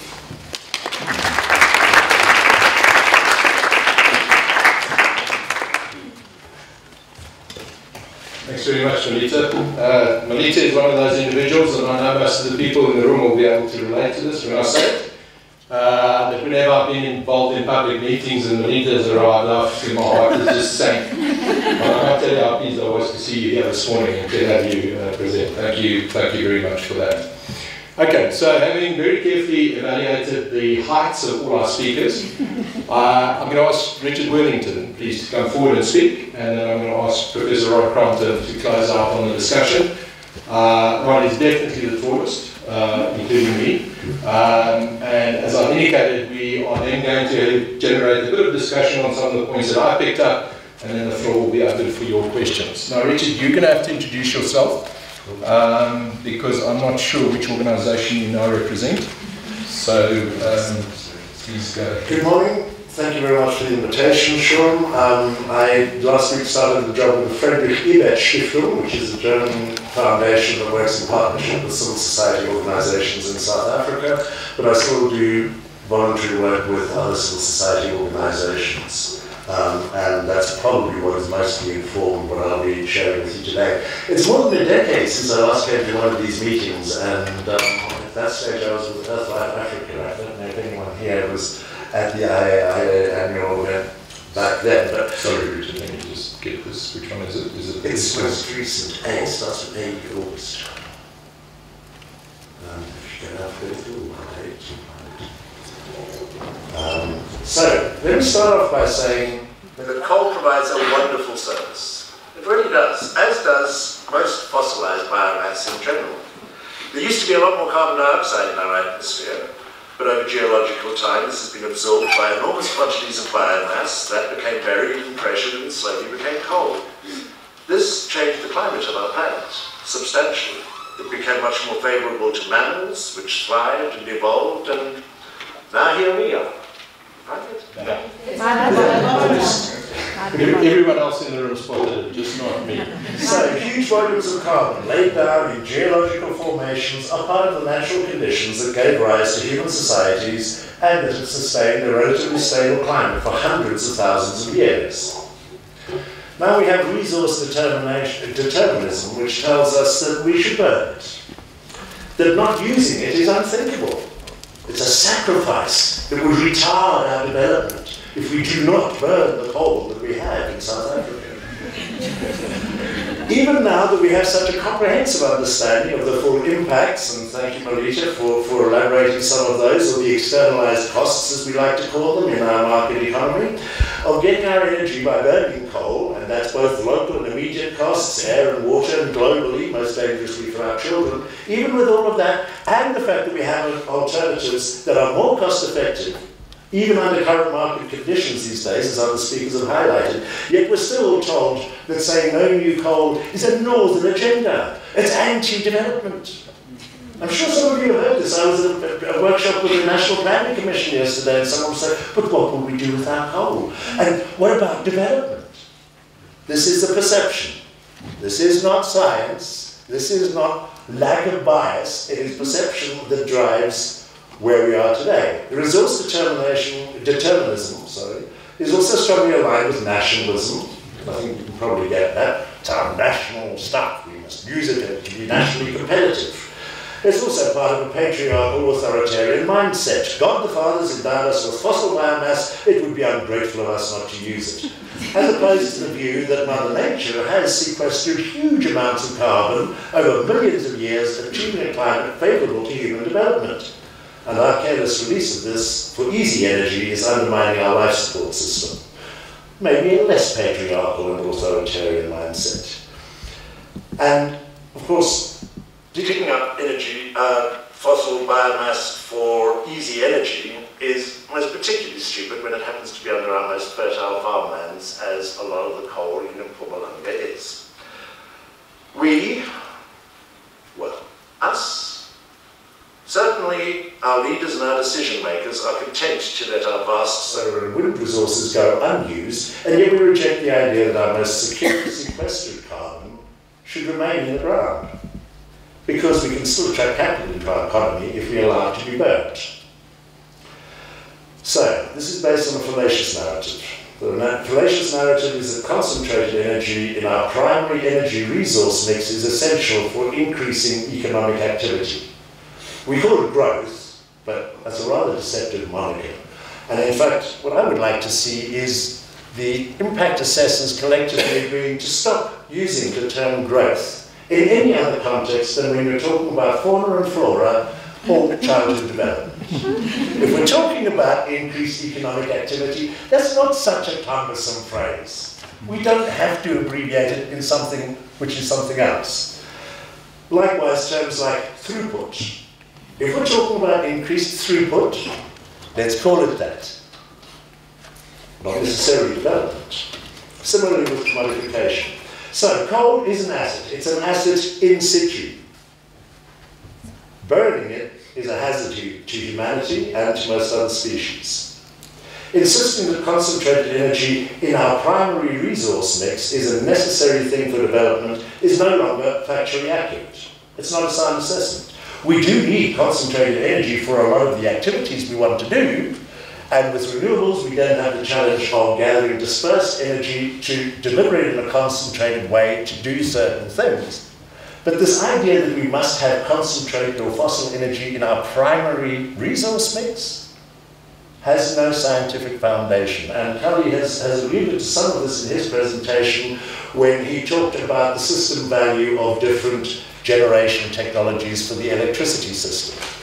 The old IRP the mindset that's reflected in the IRP slides, I was glad you put them up there, base load plant, mid load plant, peaking plant. This is a very outmoded way of thinking. We need to be looking at the system value, which is a lot more than has this plant been designed to run 24/7, because we know we can make the best money feeding into industrial processes that like to run 24/7. Sure, you can use the term to refer to some characteristics of your plant, but actually we need to be thinking about the system value of the different generation options. And that is not just a product of the generation option, but of the system we have and the system we wish to have, and how it's going to fit into it. So system value is not a fixed thing. The only thing that makes continued use of coal necessary in South Africa is that it will take some time to get replacement infrastructure in place while maintaining energy supply. This is most especially true for coal-fired electricity. There are some applications of coal, such as in metallurgy, for which substitution or fuel switching options are not currently available. In the 2015 Energy Balance, published by the Department of Energy, the transformation sector, so that's electricity generation and liquefaction by Sasol to produce liquid fuels, that transformation sector accounts for about 92% of coal consumption in South Africa, according to the Energy Balance. The coal uses for which substitution is not currently available looks to be less than 5%, but you could call it roughly 5%. So let's not worry about that, we don't have time right now. But your jobs, folks, as impact assessors, would be made, of course, a lot easier if we had decisive national policy, from which a few applications might be exempted. But the national policy could quite happily say no new coal, except maybe for some of those things in the 5% where we don't yet know how to substitute. However, the absence of clear policy at the national level does not absolve you guys. With the blending of our political and business leadership, which is beholden to capital to see short-term returns, we rely on you guys to apply science, including the articulation of the choices that we face, and to champion science-based decision-making processes. Your complicity, if your work or your articulation of impact supports the approval of new coal projects. The same probably applies to gas, given recent findings around fugitive methane from the full gas supply chains, but again, no time for that today. So, coal in situ provides a valuable service. Discard coal comes up under particularly some of the IPP proposals, which are not under construction at the moment. They are assumed to be in the pipeline in the ILP, but they're not actually started construction because they haven't been contracted. So, Taiwanese, etc., that's new coal. We could have a policy against it. Just because it's been included in the ILP modelling is assumed as already being there. It is not there, it is new coal. Discard coal is an environmental hazard. Incinerating it is not going to make it less hazardous. It will simply disperse much of the hazard, amplifying it, while allow some of it to be concentrated, and then you've still got this concentrated waste to be dealt with. And that's if we can do things like find the water for desulfurization, because it's assumed that we'll have desulfurization when we burn discard coal, or incinerate it is, I think, a more accurate description, because it's a very deplorable form of waste management, essentially. Who's enabling our decision makers to buy into the absurdity of this idea of clean coal technology? I'll tell you what clean coal is. Clean coal is the coal that's underneath our agricultural farmlands and stays there. That is clean coal. You start digging it up, you think about burning it, it doesn't get cleaner. There may be less dirty ways of doing it, and there may be things that you can put on the end of your pipeline to reduce the amount of crap you're putting out there, but clean coal stays in the ground. That's where it's clean. And calling it high efficiency and low emissions relative to current practice doesn't make it clean either. I've noticed that this HEALY acronym has come in since some people started to say clean coal. That's an oxymoron. HEALY, yes, it is higher efficiency, it is lower emissions, it's not clean. More broadly, why do other minerals and mining industries not distinguish themselves from the fossil fuel industries? Why don't they insist that their activities are more deserving of utilising our carbon cycling capacity than burning fossil fuels?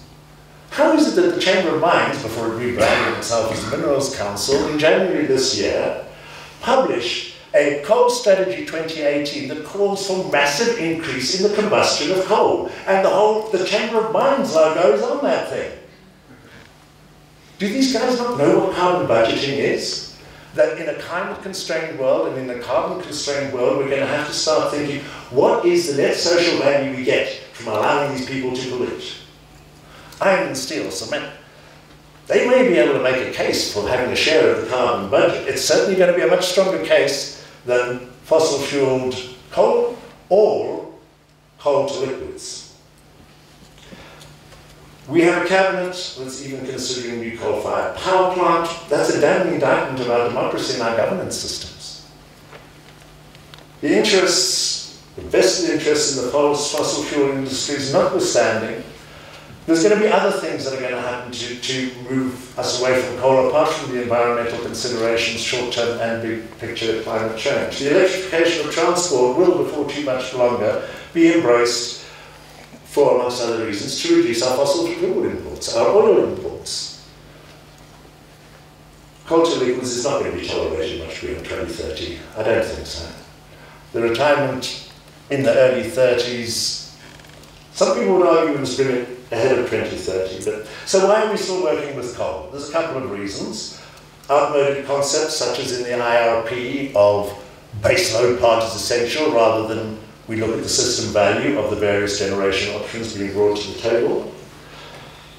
And there's resource determinism. I keep saying determination. What I'm getting at with resource determination is the mindset that goes, we've got coal, we've got to burn it, and yet somehow doesn't see, we've got solar, we've got wind, we ought to use it. Because it's this idea of resources that we can appropriate that we need to get into. So just to flip through a couple of slides to contextualize this, because I'm now running out of time, that you have to by now realize is a picture of our energy supply system, the way we need to look at it for integrated energy planning. What are our energy service needs, and from that, what are the resources that we can best choose to supply them?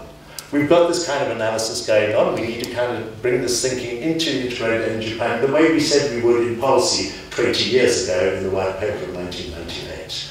This is just a breakdown of South Africa's emissions in context. We've covered that, but it's there for you guys to look at in the future. This is carbon tracker. Sean has already shown us the equivalent of this just in a different visualization.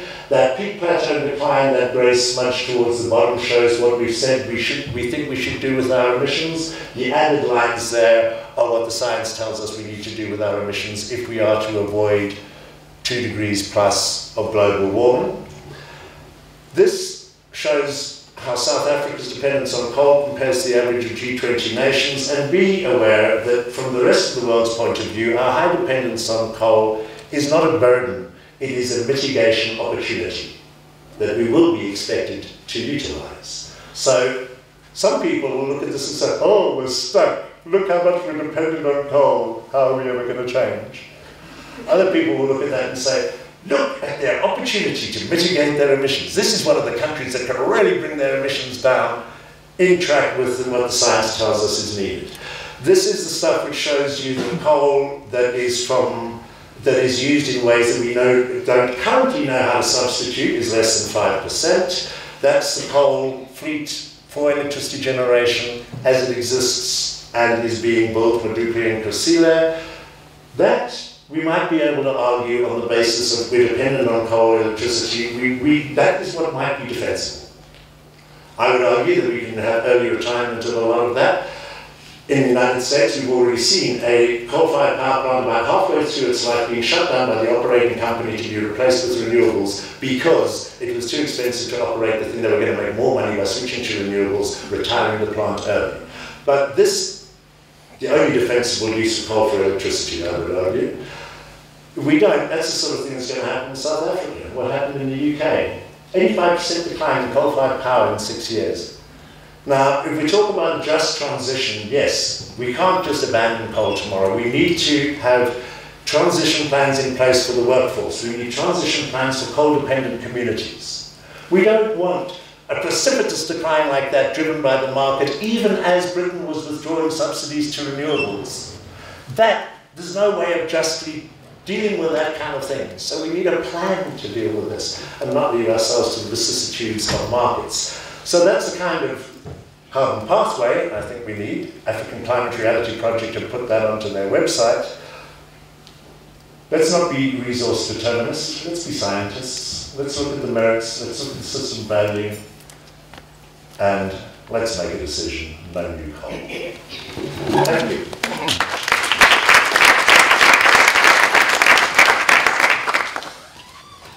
Great stuff, Richard. Many thanks indeed. A lot of food for thought in terms of what you presented. But without further ado, I'd like to move on then to our final speaker, Professor Rod Crompton. Rod is, if I can just page back through all these notes that I've taken, Rod is the Director of the Energy Leadership Centre at the Wits Business School. Rod, the floor is yours. Thank you very much, and good morning, ladies and gentlemen. Thank you very much for the invitation to share a few thoughts with you. I felt for quite a long time that there's discrimination in the society against poor people. And this is the most blatant example. So why is coal still part of South Africa's future energy mix? Well, the future starts tomorrow. If we turn off the coal-fired power stations tomorrow, we'll have a national blackout. If we turn them off in a month's time, we'll have a national blackout. If we turn them off in 2 years' time, we'll have a national blackout. So I think you get the picture. No. There's no immediate solution. We either have darkness or we have coal for some time. And there has to be some kind of transition to move away from carbon-intensive energy carriers. Let me just add 2 inconvenient truths to this picture. Renewable renewable primary energy accounts for 3.6% of the primary energy used by human beings on this planet. It's a long way to 100% from there. Think of the investment. Think of the change of systems that would be required. Second inconvenient truth. South Africa has recently been ranked 113th out of 114 countries in the Effective Energy Transitions Index 2018. It's a report by the World Economic Forum. That index measures the ability of countries to balance energy security and access with environmental sustainability and affordability. So that's where we start from. If you're interested in the transition, just by the way, there's a book here called South Africa's Energy Transition. And on Tuesday evening next week at the Wits Business School, we will have a panel discussion where this book is going to be launched, where you can get some interesting views on how they see that transition happening. If you go to the Wits Business School website, you can find the event and you can register there. So, let's look at the future and what roles we could play as energy people in that. I think we have to start with the context. And that's really about new capacity. There is existing capacity, it can't be wished away. It's there, there's investment, there are debts to be paid, and it cannot just be wished away miraculously, unfortunately. So this question, which the organizer of this event cleverly set up, it's really a political question. It's a political question about, as a society, how much do you want to incentivize or disincentivize coal? But I'm not a politician, so I'm not, unlike some of my colleagues on the panel, I'm going to try and stick to what I think is a sort of rational energy approach to these questions. Let's just touch on what the possible policy objectives of this society could be. What's the single largest threat facing our society today, apart from Eskom? Ask yourself that question. What is it? My answer is unemployment. We are already experiencing widespread civil disturbances. We've been through a period of state capture. Institutions are crumbling. In a society engulfed in chaos and anarchy, you will not have any sensible decisions about environment or anything else. So you have to tackle unemployment, in my opinion. Secondly, what's the state of your economy, our economy? What's GDP growth been in the last few years? What's the forecast? Forecast I saw yesterday is recession. That's where we are. Can't wish it away. So my conclusion is that getting this economy going has got to be the #1 priority for the society. That's the most important thing. So how are we going to do that? Well, one of the conditions precedent, it's not a sufficient condition, but it's a condition precedent, is that you have cheap energy. You have the lowest possible cost of these intermediate inputs that are the oil for this engine of the economy, the lubrication of the economy, is you need low-cost energy. So, what can we as the energy community bring to this discussion, which is rational and sensible and not emotional and just politically, emotionally driven? Well, I would say that the first problem is the IRP. Several of the panelists have mentioned it. That's our biggest problem. Because what is the IRP? The IRP is an instrument that allows politicians to intervene in rational planning and to introduce all sorts of irrationalities into energy planning. That's all it is. It's all dressed up by science and all sorts of things, but that's what it boils down to in our society. So if you look at what it's done a very miserable job for our society so far. It's allowed politicians to pick renewables, to pick nuclear, to pick coal, to pick whatever they felt like, with disastrous consequences. I mean, some of the renewable tariffs at the time they were picked were 400% of Eskom's average tariff. I don't think they told you that. Some of them were lower than Eskom's average tariff, and I don't think that came out either. But this is what you have with this kind of RFP. So what should we do then? Well, I think we should go back to the white paper on renewable energy.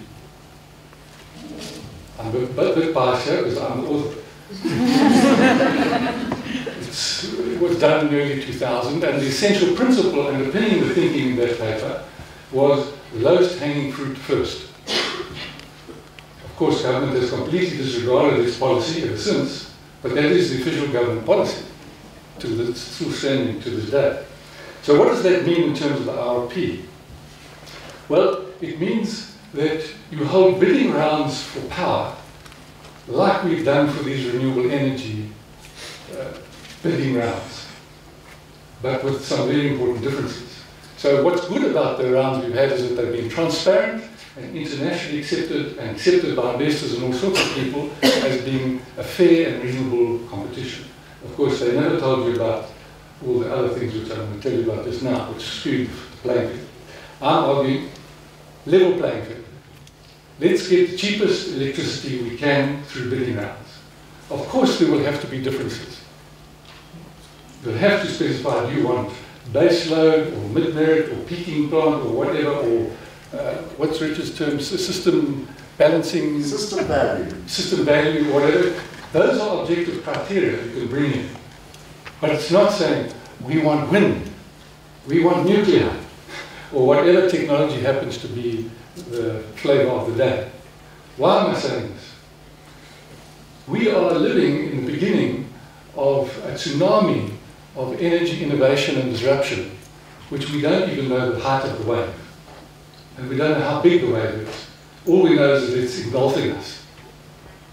And clean coal might be impossible today. Who knows? Look what Chile has done with renewable energy. Did anyone predict that it was going to be possible? You know, things are changing so quickly. Look what Uber has done to transport and rideshare and all these sorts of things. There are so many digital ways that we are also part of the digital revolution. The fourth industrial revolution is happening, and it's happening every day, every week. These things are changing. So poor old Kelly's problems are just getting manifoldly worse, to the point where it's becoming impossible for him to do what he's been doing in the past. Whereas what I'm advocating is you have a bidding round. Because like when you sell your car or you sell your house, you will only know the real price you're going to get for it when someone puts money on the table. All the rest is just talk. That's the only thing. So when you've got a firm bid, so now let's look into that in a bit more detail. Okay. First of all, society is going to have all sorts of policies about environmental issues and social issues and so on. There's a carbon tax, for example. That is going to be built into the bid price. And various other things, so that you get the actual price. And then you've got to look at two other things that are important. And this is not a complete list, but the one is decommissioning and rehabilitation costs.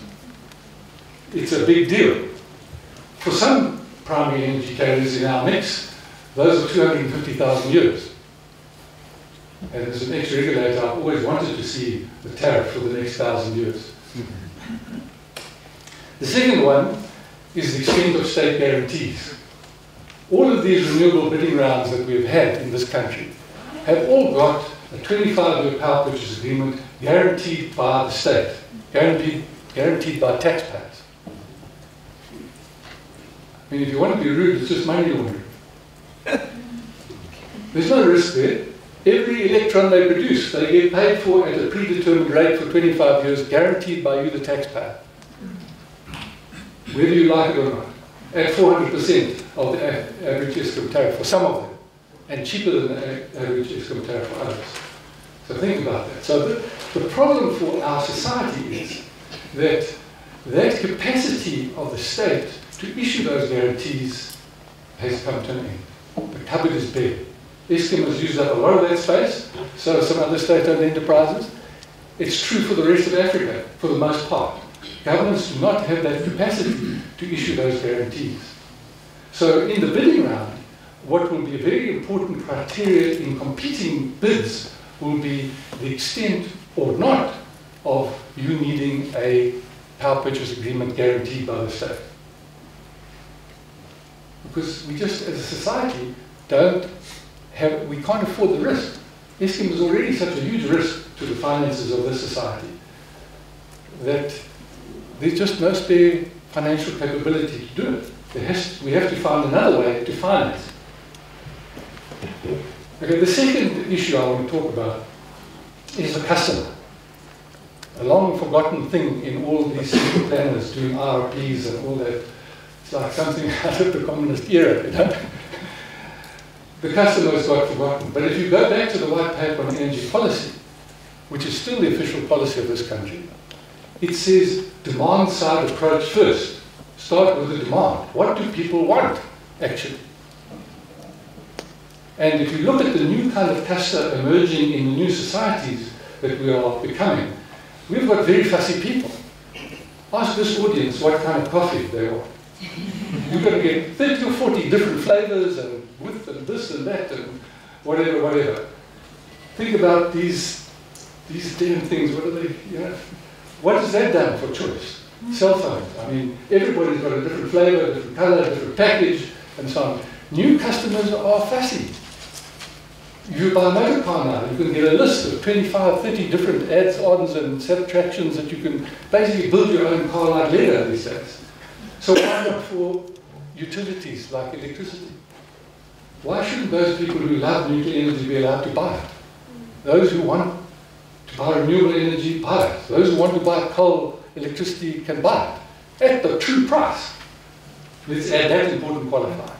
At the true price. Not at some subsidized price or some distorted price. And then we'll see where the technologies pan out and how things eventually evolve, because customers will then be choosing. There will be those, of course, who don't care then. A lot of people don't know where electricity comes from. They think it comes out that switch on the wall. And they will just go for price. And to get this economy going, I'm arguing we need the cheapest possible intermediate inputs of energy carriers that we can get.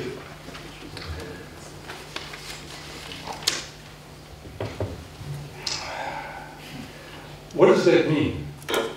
That statement, giving customer choice, has some huge implications for the way we operate our whole energy system. The first thing it implies is that there has to be competition between generators. It means all the Eskom existing power plants and all the new ones that are going to be built are going to be allowed to compete with each other on price.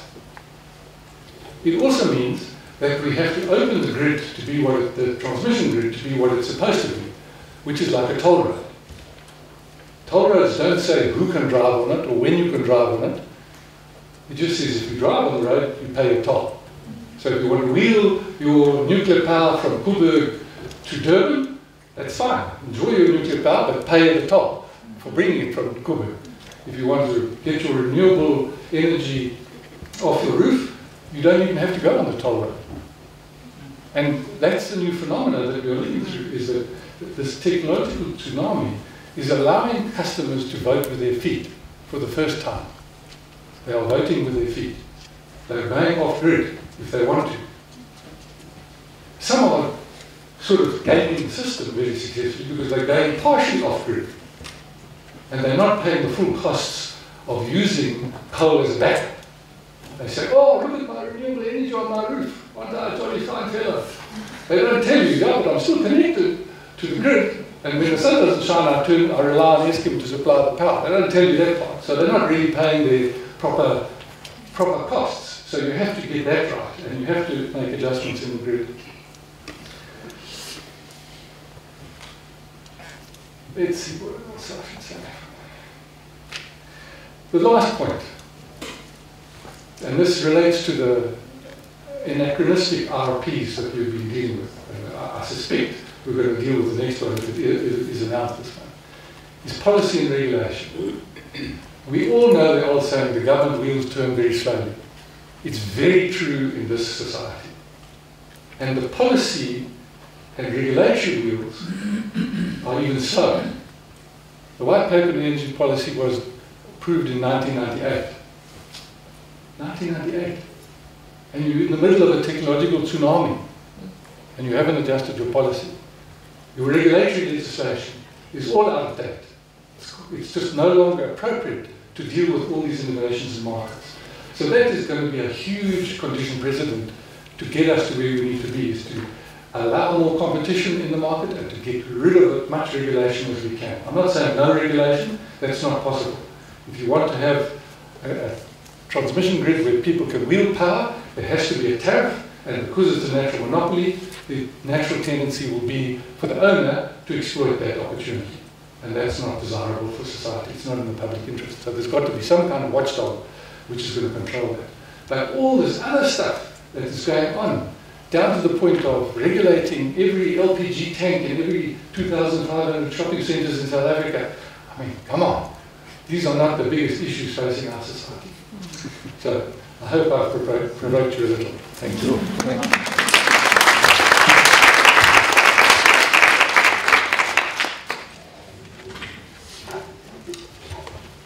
Thanks very much, Rod. That was, I think, a very nice way to just draw everything together. I think that what needs to be said is that we've really been treated to some really high quality presentations. So to the panel, really, what amazed me was how you all brought different perspectives. I really thought that we were going to have a lot of repetition of issues, and there was very little. So, you know, so kudos for me for the great planning that went into it. I just said, please be there and bring your A game, which everyone did. So thank you again, I think, to the panelists for really great presentations.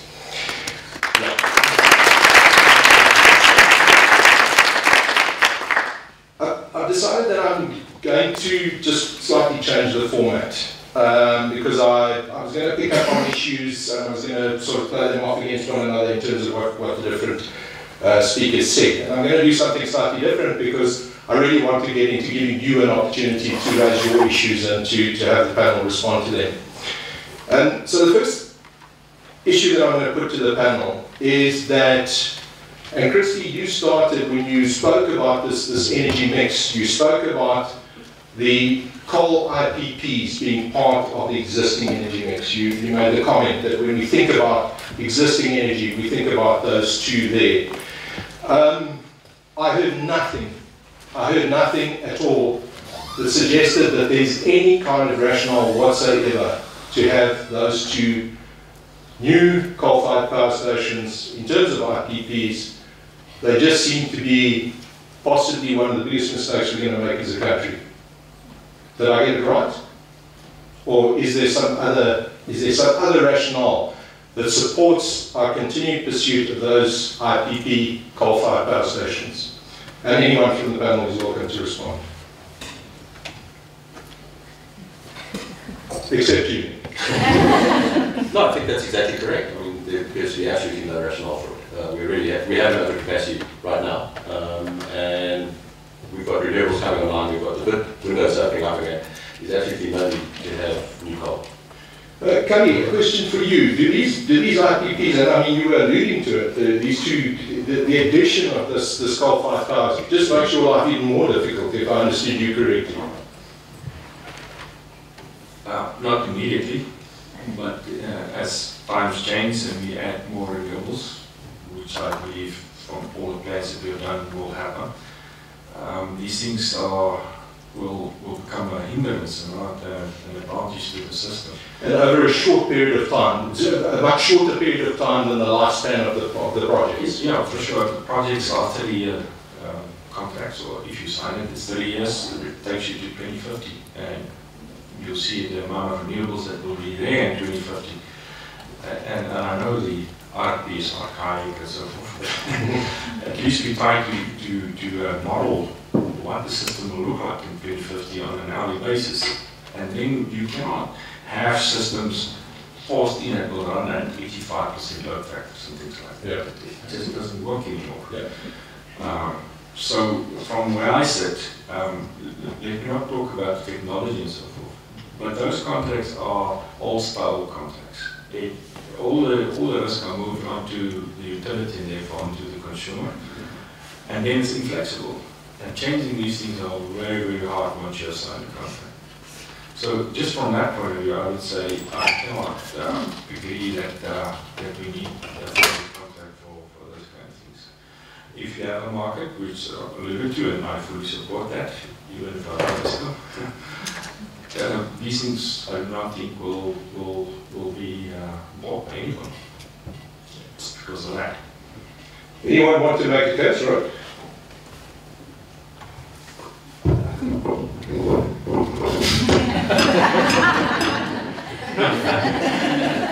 He's still keeping the lights on. Just in case it's not obvious, there's a very close working relationship between Kali and Rod. Okay. We just met today.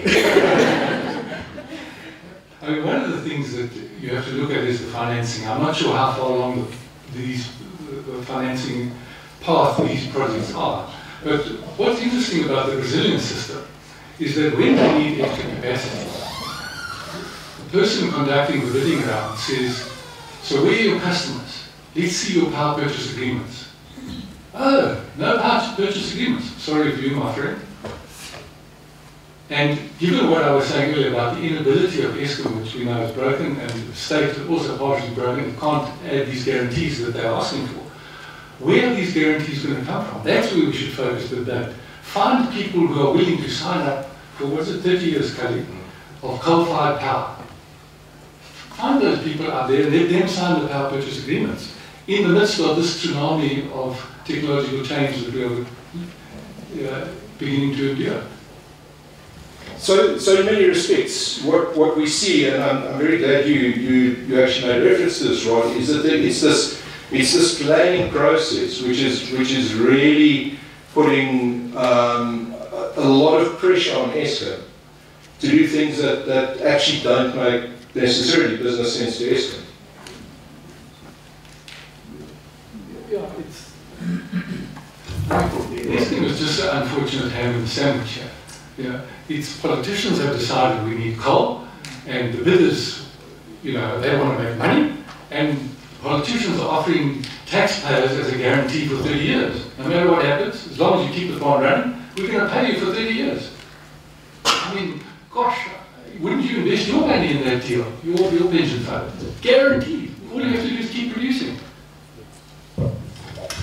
Okay, let me change tack slightly then, because also what I was hearing from the folks who argued against the future use of coal, I must say I heard a pretty compelling argument that said there's really no room for coal directly in terms of new capital investment in this country. Very strong message. So allow me, if you will, to sort of reflect on where I think the debate has gone, it's sort of almost overtaken us, if you like, is to the transition, the move away from the use of coal. And Melita, I'm going to pick on you particularly because you really what you conveyed to us was there's no time. There's no time. Okay, so yes, there's a whole sequence of unintended consequences. But there's no time. We have to act quickly. This is not about debating about the stability of the grid and all of that kind of thing. There's just no time. But do we not, in that process, do we not run the risk of creating a whole suite of other unintended consequences? And what I'm concerned about particularly is the state of coal mines across the Mpumalanga Highveld, where more and more marginal mines are failing before they effect the rehabilitation that's required.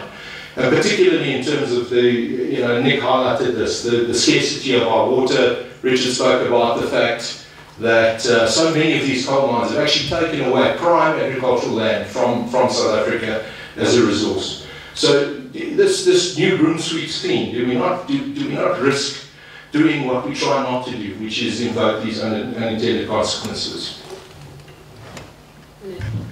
See if you can you hear me? Yeah. So I think that's a very good question, and I think that it draws in the issue of the just transition, which is something that I'm not the only person on the panel who's referred to the just transition, and that is equally urgent as action on climate change. So we've seen NUMSA go to court to interdict the signing of the renewable energy power purchase agreements. And the reason for that is because they believe that jobs are going to be lost in the coal sector. And so the urgency around a plan being developed around what the transition looks like in South Africa is critical. The problem is that it has to be driven by labor. So the people who are going to lose the jobs need to also be at the forefront of what is new job creation going to look like? What is going to happen to that 50-year-old miner who can't get a job in the renewable energy sector? So just as action on climate change is urgent, so is a real tangible plan for the just transition. And I think that in terms of unintended consequences of a rapid transition, that's always possible. But if you manage it effectively, if you make sure that the right incentives are in place and the right infrastructure and the political will, and even when I talk about renewable energy, I also mean that renewable energy needs to be done in an environmentally, socially just kind of way. Just like coal-fired power stations have to have environmental impact assessments, so should renewable energy projects, and they should be effective. And if those renewable energy projects shouldn't be built somewhere, they shouldn't be built there. So I think that planning, certainty, and making sure that the detritus of the coal sector is dealt with effectively is also important. So we have thousands of abandoned coal mines that haven't actually been rehabilitated. And so there has to be a plan that deals with that. There's quite a few interesting examples of renewable energy projects being developed on old mining areas. There are also very interesting ways that mines can be rehabilitated. So it's really taking a holistic view to it rather than looking at it sort of in pieces. So what seems to come out of this discussion is that really what's required is to start now getting to grips with that transition. And accept that, and I think, Nick, you spoke about setting targets and working towards those targets. So that's really what we don't have, is we don't have the start of that planning process to plan us through that just transition. And I'd written two big words here because I thought that they were not going to feature in the discussion today. And the one was corruption and the one was state capture. And Rod, thank you for raising those, because again, and I like the term that you use, these things are not, we can't just wish them away. We can't look back and say, well, how would the world have been without them? And I suspect that in the development of a lot of these really marginal coal mines, that there's been that process as well. So is the problem, I mean, we all seem to be friends in this room, is the problem not with the politicians? Simple as that? Or is that too simplistic a way of looking at it? So Richard, you say it's too simplistic. I mean, not to let politicians off the hook, but I think one of the problems we have is that our national leadership, it's getting hard to tell the difference between the business elite and the political elite. And there's such a revolving door between the two, so I don't think we can let off the private sector. Concentrated energy in primary resources has served very well to concentrate wealth with the elite. One of the reasons people don't want to let it go is they have investments they want to have reach maturity regardless of what it means for our children. So, not to let politicians on the hook, but I think it's leadership more broadly, not just political leadership. And the quality of our democracy in that the means we're using to put people into political positions could be greatly improved. Cool. Brian, a question for you, and then I'm opening the floor. So sharpen your pencils, get ready to ask your questions, make your comments. Brian, does it make sense to even think about gas? I mean, if we knowing what we know, do we just, and in a sense, and perhaps we'll get a chance to talk about this in a little bit more detail, one of the most successful interventions ever was the Montreal Protocol in terms of ozone protection, ratified by every country in the world, including the Vatican. But now we are facing some of the unintended consequences of the Montreal Protocol in terms of the HCFCs, the CFCs and associated pollutants with high greenhouse or global warming potential. Are are we not making a mistake by still looking at gas as a viable option in that? Disclaimer first, I'm not a gas expert. But the CSR lowest cost model, and I forgot to point out, but it wasn't the best green or most green model, it was lowest cost, included a reasonable amount of gas. And that's simply because gas is flexible. Renewables have an understandable change, diurnal, and then some cloud cover. You can have 2 days of nothing. So gas was actually picked as the most likely fill-in, if you like, for the absence of renewable. Well, it's technically a very good solution, but politically not so good because we don't have any gas. So you have to either enter some kind of long-term arrangement with Mozambique to import the gas, maybe by pipeline, or import a lot of liquefied natural gas. Both can be expensive. It is an expensive fuel, it's just extremely flexible. The other thing is fracking. Do we have the gas there in the first place, and are we going to frack it? I think most people are hoping that we do have an indigenous gas resource in the Karoo. But to me, all the environmental questions around that have not been answered properly yet either. We mentioned water. The Karoo is pretty water scarce. If we risk damaging what water is in the Karoo by fracking it, fracking for the gas, I think we're going to cause problems. I personally believe gas will be part of the energy future. Whether it should be part of the electricity generation future, I'm not sure. I see gas better being applied in households, cut out the electricity, but convert it to electricity, just burn it in your home. Thank you. Colin? You need to get Rod to hold the microphone for you. I'll use a better one.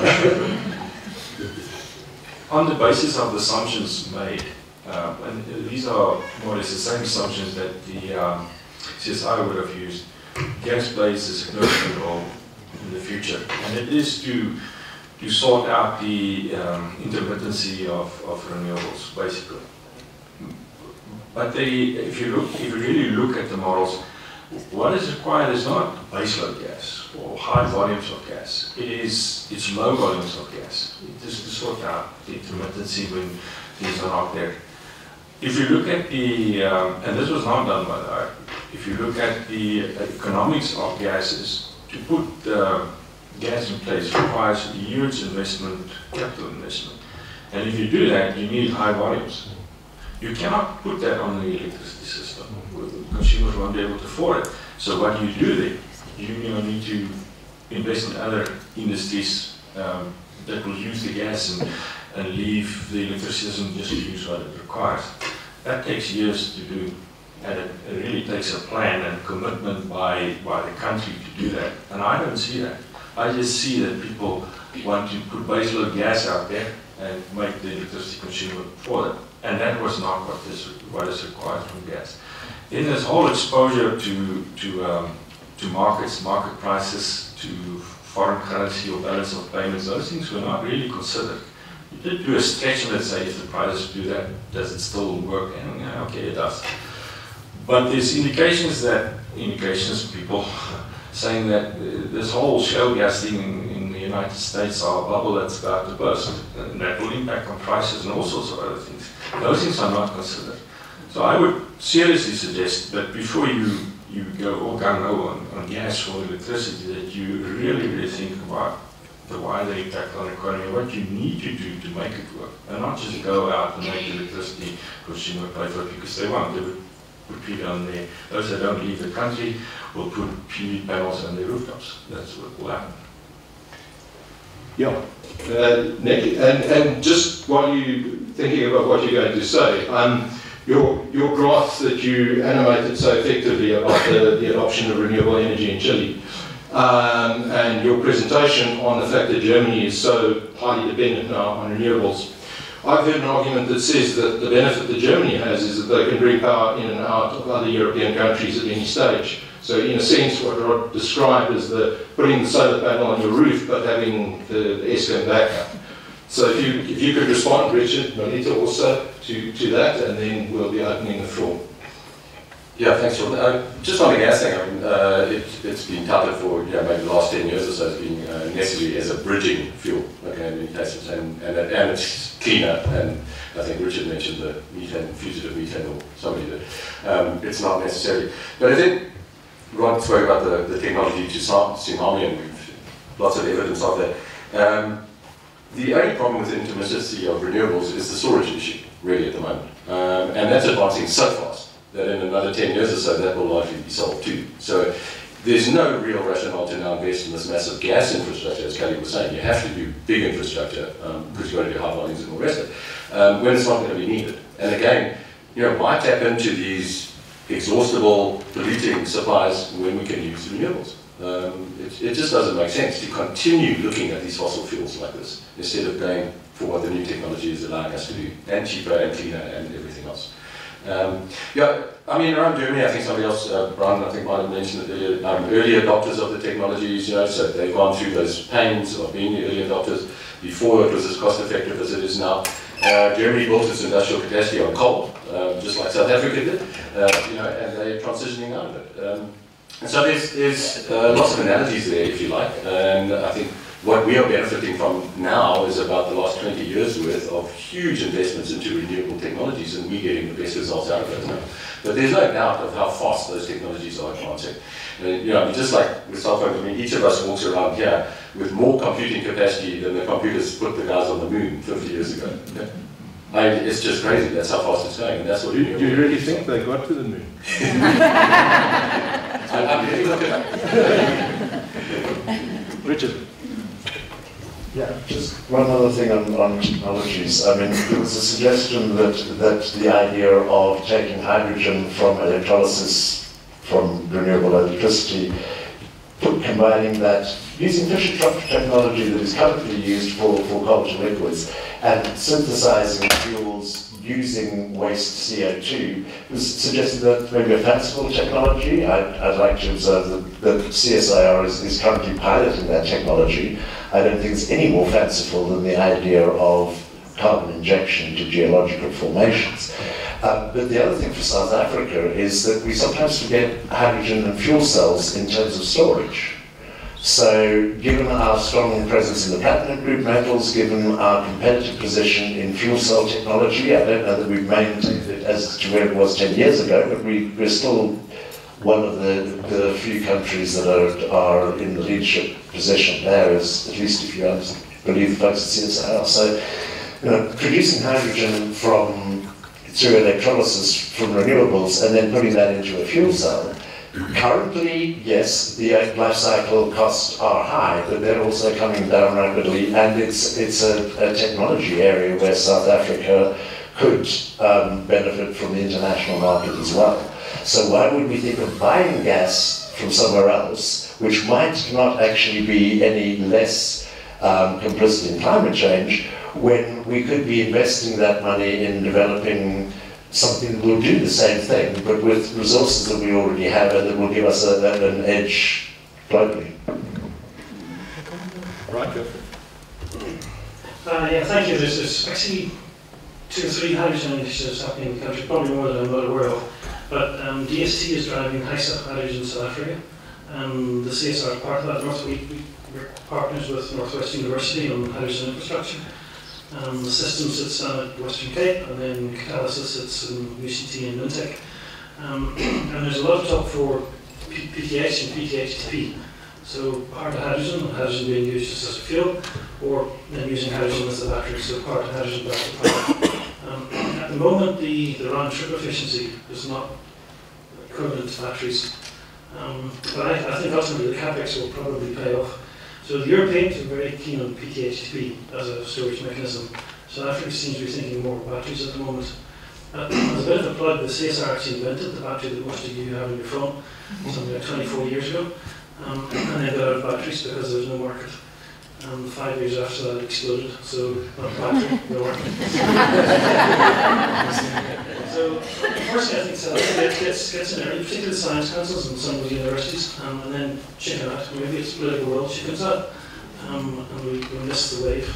So we should keep pushing the hydrogen. All right, so to get the ball rolling, which country has the biggest 3D printer in the world? You have the CSR? Yeah. Okay, there you go. So you will never. Right. Okay. Questions, comments? And if you are going to offer a comment, if I could ask you just to try and keep it brief and punchy, please. It's quite difficult to see. Yes, sir. Yeah. Just remember to switch your microphone on. And just tell us who you are as well. Hi, my name is Sipo. Thank you, Sean. I'm Symposium from Pretoria. I work for a company called Symposium Environment. I just want to start by thanking the team, the IAIAsa, for putting this discussion opportunity together. But I do also want to say that, Sean, I'm not happy that your panel demography is very poor. It's actually 0. So I'm sure that we can improve on that. I mean, we're talking energy mix, so let's just mix. We know the demography of our country, and I'm sure you can do that, right? Sure. My question. Please, if you'll allow me just to respond to that. Sure. It wasn't through a lack of invitation. It was through who agreed to come and speak. Okay. Okay, Sean, I don't want to make it a to and fro, but I don't believe that all African experts could not make it. Okay? Can you just, I think, let's park it there. No, I'm just telling you what happened. Sure. So, look, I'm very excited. I think this is an exciting topic. Prof. Crotham, you caught my attention very much. I mean, everyone. I like all of you panelists. Just a little bit of an issue, sure. It's just me. Yeah, so I just wanted to understand from the global point of view. I mean, if I take an example of the UNFCCC, the COP17 that took part in Durban, there was some discussion that the national or international point of view in terms of the developing countries, the industrialization and so forth. And I think there was some kind of a view there that the first world countries, if you want to call them, they've actually, inverted commas, messed up, in terms of the industrialization. But now Africa is expected to toe the line and go green. What is the thinking there? I need that. In fact, Sean, I was also going to ask you, I don't see the Department of Energy here. Are we not promoting silos discussion again? We talk as scientists and they are not here and have their view as well. So that's the first point. The second point, I mean, they've got many points that I have. Prof. King, for an example, the Chilean example, why are we not doing it in South Africa? Is the political will again? Again, I don't want us to take an easy way out about politicians, this and that. Because the truth of the matter is that some of these politicians, if not all of them, are actually advised by the scientists. And some of the panel members here could be advising one or two of these politicians. So let us not just take an easy way out and say everything wrong by the politician. What is it? Are we canvassing enough? I like your discussion, Prof. Crotham, when you say, of course, as an author of that white paper, which I don't have any privy to, I'd like to read it. And by the way, I've decided I'll come to your book launch on Tuesday. I hope you'll allow me to come. And the 3 things that you're raising. The first one, the cheap power through competitive bidding. And the second point, as far as I'm concerned, I think they actually the customer being forgotten. Because there the customer is going to choose what package they want. I like that. I think it does make sense because, like you say, if you switch off coal tomorrow, we're in the dark. None of us. I've got a generator. Maybe I won't be in the dark. But why don't you gradually have the mix of these energies? Also gradually reduce the volume and the intake of the coal. And we introduce the other option. But again, there's a catch in my understanding. There's a cost catch. Not everyone can afford the other green options. What do we deal with that? And what is the way forward? And Sean, I'm sure you understand that we can't exhaust all of these interesting, exciting points that your panelists have raised. But thank you for the opportunity. Great pleasure. Thank you for those comments. Again, just in terms of the Department of Energy, we did try to get representation here. But I really like the way that you concluded, Sipa, because we can really build on these kinds of issues. Because what we want to be doing as our IAIAsa is we want to be having sessions like this, which are really building the capacity of our practitioners. And Richard put out the challenge in terms of what needs to be done. So we will find other opportunities to explore these other issues. But do any of the panelists want to respond to any of the issues that Sipa raised? Right? Thanks, Kelly, and thanks for raising those points. The question about does Africa have to follow what developed countries are telling Africa to do? The truth of it is that all these technology sellers are punting their wares. The Russians are pushing their nuclear, the Chinese are pushing their nuclear, the American pushing their nuclear, and so on and so forth. Same with renewables. Those who develop renewable technologies, they're pushing their technology. That's why I'm advocating let competition decide. Let the lowest tariff be the one you choose. That eliminates all this favoritism kind of stuff. It won't stop them trying, but it brings a discipline which is almost incontestable if you have a fair competition and you have the lowest cost. And that same sort of rationale can apply to your concern about a gradual mix. Remember, an established plant where the investment is a sunk cost only has to cover OPEX, operating costs, to stay in business. Now, for new investors who have to reward capital, that's really tricky to compete against that. So, private owners of existing coal plants can run them really cheaply because it's a sunk cost if the competition really is strong. So that process will, through gradual process of elimination, gradually eliminate the high cost things. And that, I think, deals with this question of the just transition as well. No one raised the just transition when we started mining in this country.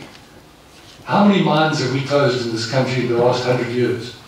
There was none of this bleating about the just transition. What happened to the Volkswagen industry? We had a wonderful Volkswagen industry. We used to export all over the world. No one's bleating about the just transition for the Volkswagen industry. What about the wool industry?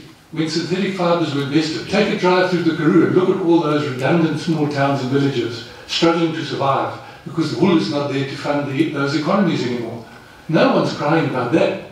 But now we have to cry about coal all of a sudden. I mean, I'm sounding really harsh now. I'm not against a just transition, but I'm just trying to give a bit of perspective.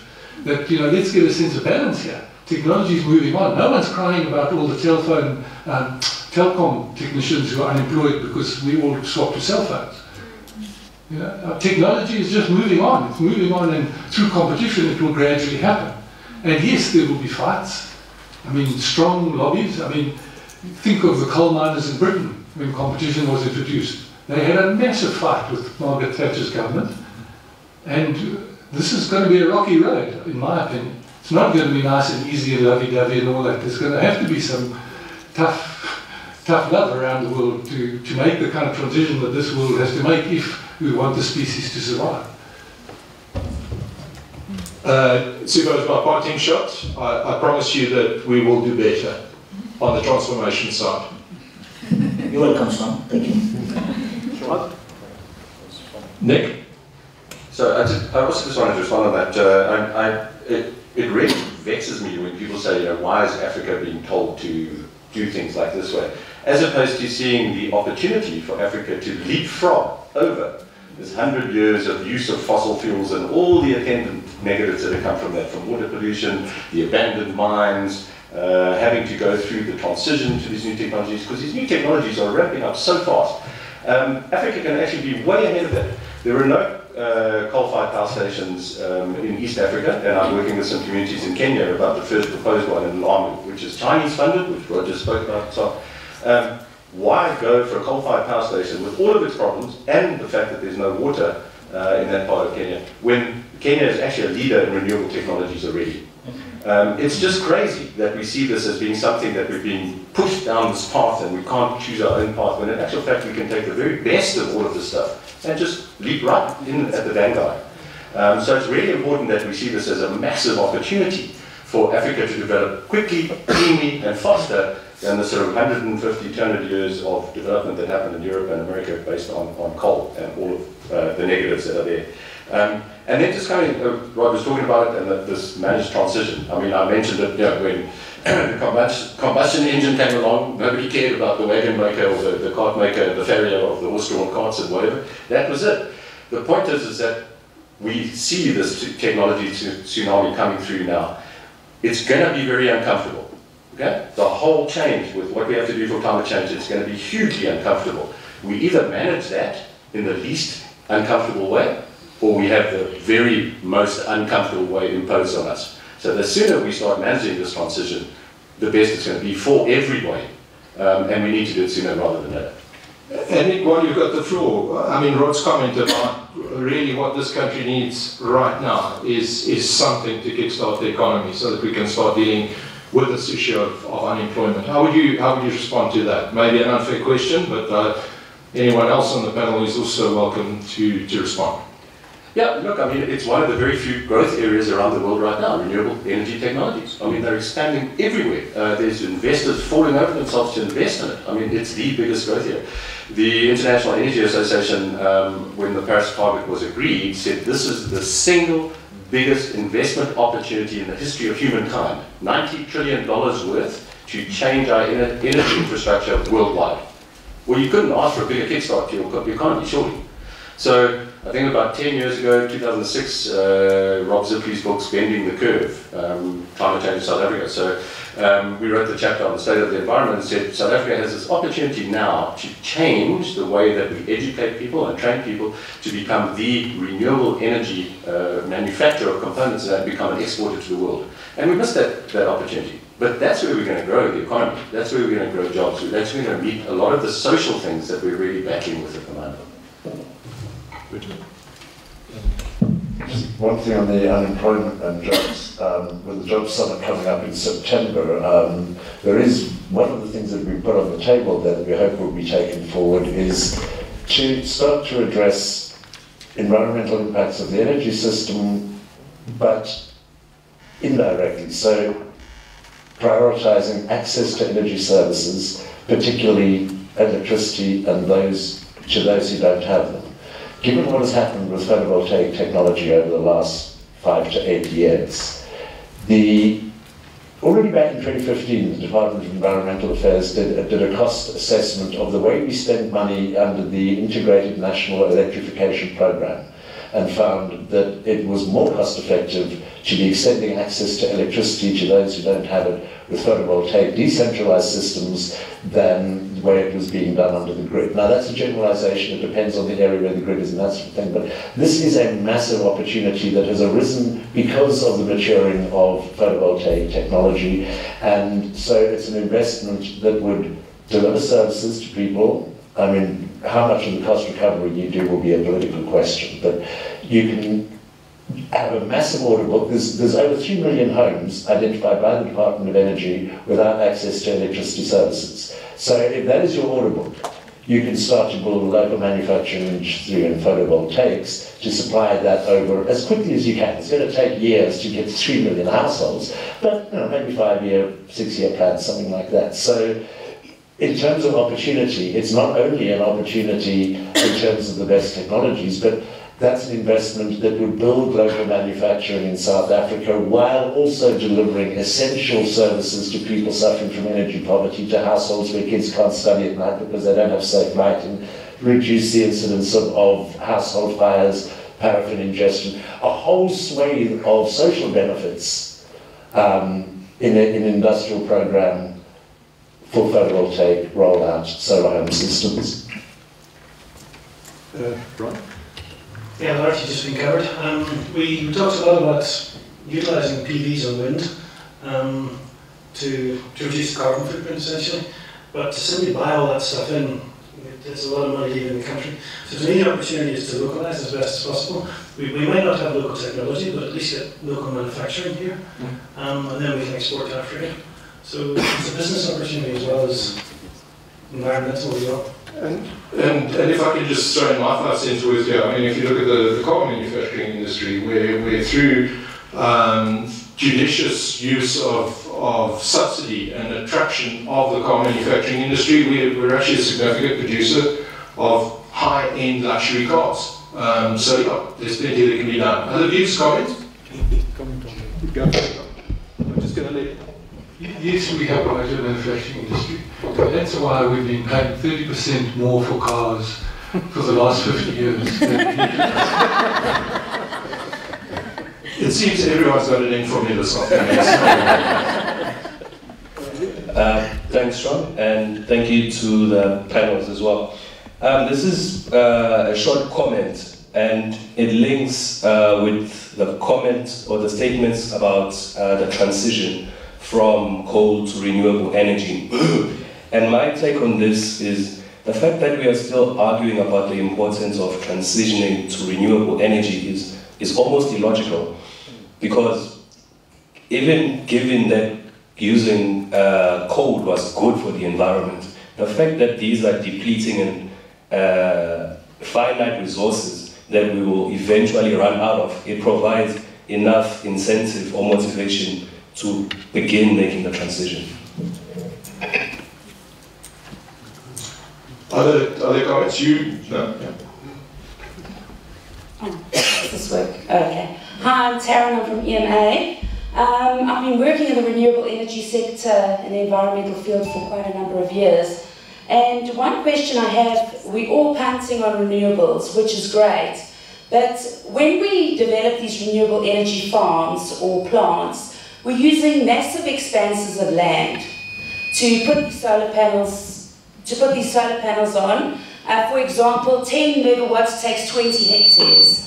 And what is Eskom's view on using people's roofs to try and connect back into the grid? How far along are we from having that technology? Because inevitable, actually that's the most renewable energy, to use structures that we already have, we don't degrade more land or take more land away to generate more electricity. Cool. Anyone from the panel? I have an answer, but I'm a little bit nervous to offer it. Yeah, it uses a lot of land, but it means in Bethel Valley, seeing the coal mine, it's ugly. But I agree with you, let's use existing structures, let's use carports. South Africa is actually quite unique, we drive to work. So a lot of the rest of the world leaves their car 100 metres down the road and catch the bus. Most South Africans tend to drive to work. Carport top EVs with electric cars makes a lot of sense to me. And rooftop systems for the home. The problem with that is small scale means big price generally. So to really bring the price of the delivered electricity down, you need sort of utility scale systems. But I think to me the early way will be, apart from the IPPs, will be people partially defecting and putting in rooftops. Kelly, and then I can zero. Not really my area, but we have been trying to do this since 2011. When Mr. Brian Bowers was still our chief exec, he asked the question, he said, after he saw IAP in 2010, he said, what do we see as the risk opportunities for Eskom? And the planning team said to him, we need to get into renewables, specifically into rooftop PV. Unfortunately, until today, it hasn't happened. We've done some in our own plant and Megawatt Park and so forth, but we haven't gone into it the way that we should have. To me, it makes so much sense. But there's always reasons why things don't get done in a monopoly. And the regulator also is not playing always well. It takes years to get things approved. This is part of what Rob was saying. We should not be concerned about these things. We should have put the rules in place and get it done with. Now, just my own observation is, I was at IPPs, PDs, and I was driving through Hope Town, and there was lots of people without work sitting outside their houses, quite sturdy houses in Hope Town, by the way. And I was looking and I thought to myself, I'm driving to a PV station that takes hectares of agricultural land. Here is all these rooftops available with people without a job that could put rooftop on their PVs. You do it, Eskom does it, they look after it. You know, and they earn an income from that. Why not? But again, it's one of those things that, you know, it's my organisation, I don't want to blackball it, but in a monopoly, these things takes time and often get shot down for various other reasons, being with duck curves and all sorts of technical reasons for not doing stuff. But I believe that we should use the rooftops in South Africa as best as we can and not use agricultural land for PV at least.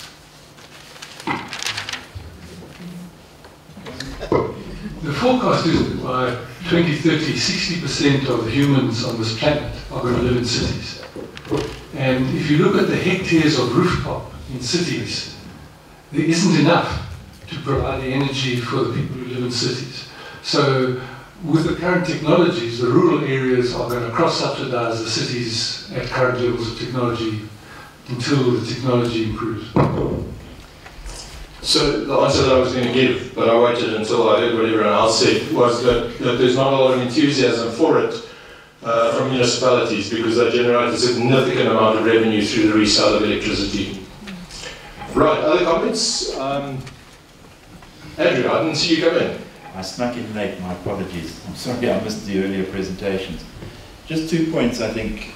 The question of labour resisting the decrease in coal, I think we need to turn that into a resource. And we're talking about PV, we're talking about installations, and looking at using labour to actually push the transformation as a skill retraining opportunity. We're going to need a lot of people if we're going to put it on a lot of roofs. And let's see how we can change the resistance of labour into a resource and look at that training and look at that as the opportunity for them to be reskilled. The other thing is the question of rooftops. In Joburg, in the Ormond area, for example, we have a number of commercial buildings going up at the moment which are going to be totally off-grid, just by solar panels and PV on top.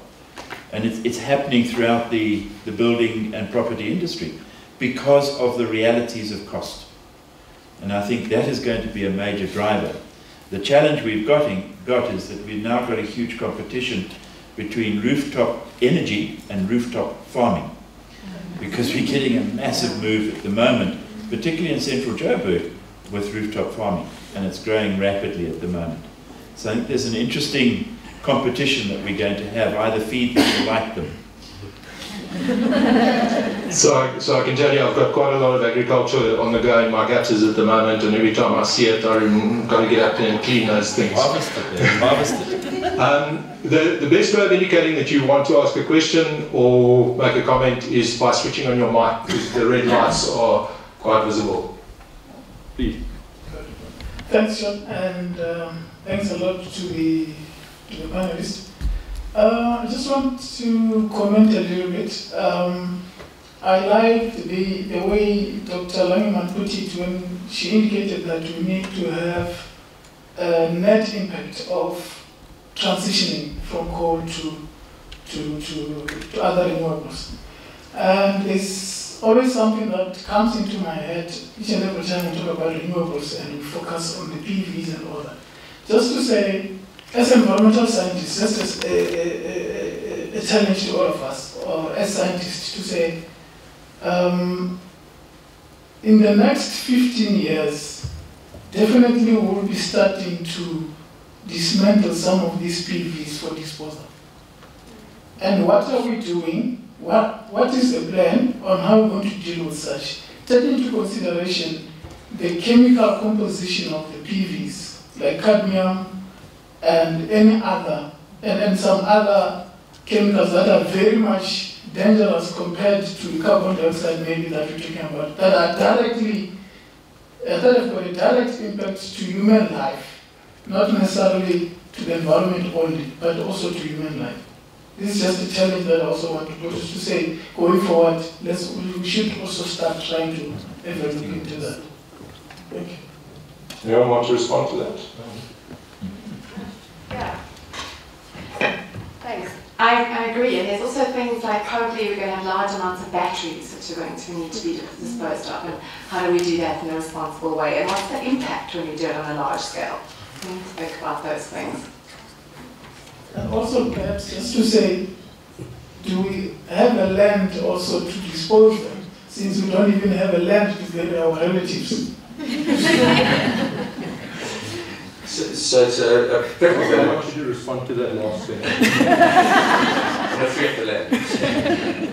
So it's a very valid question, and it links in with everything we're talking about is how society needs to do everything differently, and it links directly into the circular economy, which is basically that when you manufacture stuff, you have to have the plan in place for what's going to happen to all of those materials, how they get recycled. So we're in this sort of early phase of photovoltaics and so on. How much of that material can be recycled back into newer generation renewables, components or whatever, or how can they be recycled into other areas and that sort of thing. So none of the stuff should be going to landfill. That's one of the key components here. And just building on the rate of urbanization of humanity and so on, there are a lot of other surfaces in urbanized environments than just rooftops, so even road surfaces and so on. And all of these are going to have to be turned into energy generation surfaces. I've got a video that if anybody's interested, I can share it with you, of a road surface in China that has been made with transparent concrete, basically, and underneath it has solar panels. As you drive your electric vehicle along, it'll be charging remotely from that. So, these are the transitions that we have to see. This idea of having, and the land question, large-scale utility energy generation through renewables is a sort of mindset of having large-scale utility energy generations like coal-fired power stations. So now we take renewables and we try and make equally big renewable utility. But in actual fact, what we should be doing is trying to do those within already built-up environments rather than sterilizing land for those. So this, we're in this phase of change that everything needs to change. It's not just energy over here. We go from coal-fired to wind farm sort of thing. Go. Yeah, I mean, I think picking up on the theme of everything must change. A few people, Sean, Rod, people mentioned a customer. And we kind of assume we have this, sometimes, this very responsible customer that wants to buy renewables. But I think, especially as South African customers, we need to start becoming a lot more informed and a lot more responsible.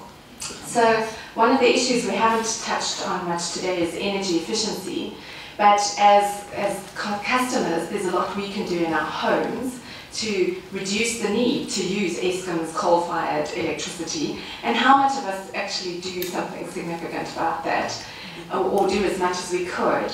And things like solar water heaters, that's a renewable technology that's working, and the instance the subsidies being removed, the industry has fallen completely flat.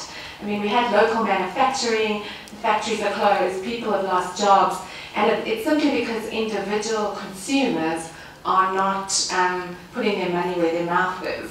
So I don't think we can just blame it on the politicians, which I know Sean said provocatively, or rely on these planners to think up these big plans. I think we as customers or consumers have a big responsibility to start making the right decisions. So one of the things that I reflect on, possibly a little bit too much, but I really do find it a very, very powerful force, is just engaging with the youngsters of today. Because I can promise you that those people will not buy any electricity.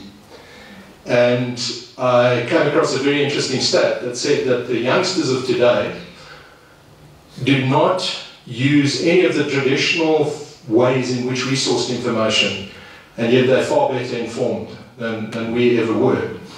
So I see a huge groundswell as those youngsters move forward and start to take leadership positions. You're going to see that there will be some fairly radical changes. And then, of course, just to help Nick with his argument, how many psychiatrists does it take to change a light bulb? Well, it's just one, but the light bulb really has to want to change. Other comments? Questions? Yes?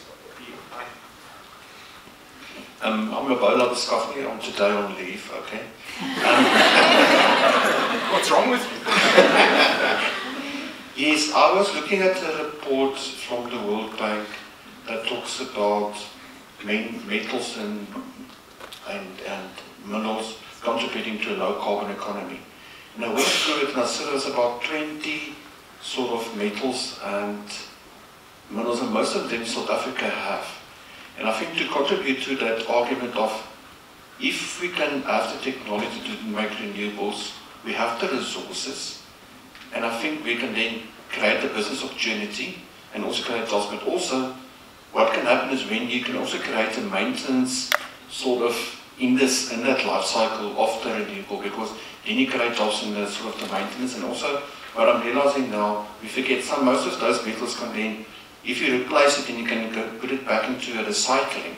So you actually also can create jobs. So you can see all this slim down beneficiation things around that we have the metals and minerals that can actually help with renewables. We create a sort of opportunity that we actually, instead of importing from Germany or whatever, we can actually start making our own. But I think, like we say, the costs and things, so it actually can have a long thing. But I think that the criticism about is that we need to look at transition plans. I think that's the important thing. And then a lot of people can actually play a role. So maybe your next sort of symposium is to say, what role can mining or whatever can play a role in it, or looking at low carbon mining or whatever, because I was wondering, because energy is not here, DMR is also not here, I don't know if DR is here, because I think maybe you can go on with this discussion, and it's good because actually there's a lot of good information that we can share, and actually we can find solutions, because the NBC is busy looking at this whole transition issue, and actually I think we all can actually contribute. This is my comments. Thank you. Let me put this to the panel. Might be an unfair question, but Northwest Province, the economic projections show a fairly significant reduction in mining going forward. The big problem is that there's absolutely no further beneficiation of what gets mined. It just heads straight out. And that just seems to be a malaise that we face in South Africa. So what is it about South Africa that we aren't able to get those beneficiation processes to get a better return on the minerals that we mine from this country? Thanks, Ron. It's a little bit like Rod said. I think our home marketplace is subcritical. If we can't compete with somebody who's exporting to the world, maybe we just don't have the nerve to go big enough to do it, but generally South African economy is collapsing. There have been some good, if you mentioned the minerals, I've seen an interesting graphic of the elements of the periodic table involved in transport as it's something. Volkswagen was carbon, hydrogen, oxygen and iron, that was the wood and the wheels. Now there's something not their protein. Yeah. Now there's like less carbon, hydrogen, oxygen. So now there's some like 36 elements of periodic table in a modern car, and that will grow as we go to full electric. The only thing South Africa is really missing is lithium. We don't have much in lithium, but if we go north, we can hopefully get some lithium. We have a lot of manganese, and that's a big chunk of modern batteries, the manganese spinel. And vanadium, one of the most mature grid-scale storage options at the moment is vanadium redox batteries, and we have a lot of vanadium. So I think they have good resources on their feet. We just have to figure out how to use them properly and make business out of it. I want to sound caution around this beneficiation. It's a mindset which leads to all sorts of waste. I mean, just because you have the natural resource doesn't mean that you have the capability to beneficiate it. And I mean, the caution I want to sound is that it makes you drift towards this supply push approach to development, economic development, which is we've suffered from so much of in this country. And I keep arguing demand. Look at the demand, come from the demand side. Let me give you an example. We mine platinum, we're digging platinum. So our Department of Science and Technology has spent hundreds of millions of rands trying to invent hydrogen technology so that we can beneficiate this platinum. And when you ask them, where's the hydrogen going to come from? Oops, no answer. So it can be incredibly wasteful, and I'm not saying never do it, but I want to just sound the caution against the supply side push. Let's look at the demand side. That's what drives markets, not the supply push. And in a sense, I mean, that's fundamentally what you were arguing, is this, the transition is that you are arguing for is one of moving from that supply push to responding to demand. Other comments? Other questions? All right, what you all have to look forward to, if the discussion ends, of course, is the AGM, and we'll be locking the doors and letting the panelists go, but none of the rest of you. But I think if we've exhausted the comments and questions, then I think we can draw to a close. But there's just there's one technical question that I want to put to you, Kali, which is, what does pump storage offer us in terms of support for renewables? Because in very rough terms, what do we sit with? 2 gigawatts, something of that order in terms of pump storage? Does it give us any benefits? Lots of it. It's really a value to the system to have the pump storage. But the reason why neither us or the CSR put it in the plan is the economics of it doesn't work. Because it really depends on the cost in the morning and when you dispatch it, and the cost of the capital that you have to employ. And so far, it just doesn't work. But there are pump storage options. One in Syria, for instance, that seems to be a very good option. And once you get to grips with the actual cost of it, it may just be an option that you will pursue.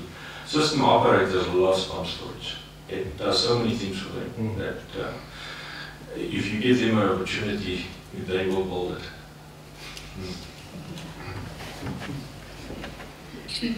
All right, so the way I want to wrap this up is that I started the discussion part of this by suggesting to you that I'd heard nothing that suggested that the IPP coal projects were warranted, and I didn't pick up any resistance to that. The question then is, what is the conclusion we draw on the question that I asked up front? And I'm going to ask each of the panelists just to reflect, please, and to be as honest as you can be in terms of why we would need coal in a projected future energy mix. So this time, I'm going to start with you, Nick, simply because you're on that end of the panel, and we can just work through. And I'd just like you to offer one concluding comment with just a bit of substantiation, and then we'll wrap up the discussion. Yeah, I'm closest to the door. Sure, yeah, look, as I wrapped up in my presentation, is we need this new ILP, and it must have no new coal in it. How we phase out the existing coal, we've seen there's some trajectories and so on. They need to be phased out. They need to be phased out as fast as possible, but that has to be done in the most rational way. We can't, nobody's expecting us to switch off all of Eskom's power stations tomorrow, obviously.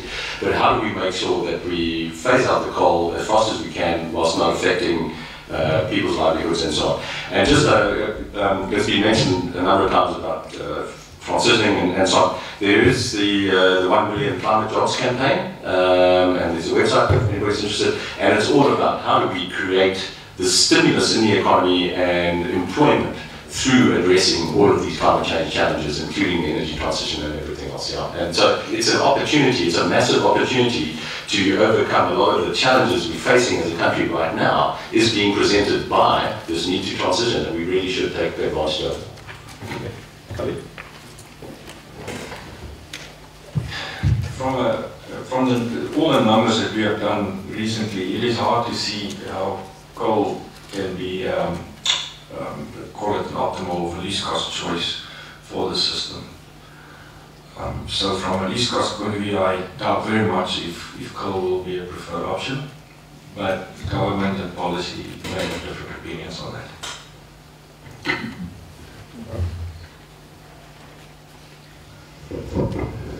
Never say never. Coal is a wonderful treasure chest of energy and chemicals. There's so much you can do with it. So never say that there will be no such thing as clean coal. It's possible at some point in the future. Of course.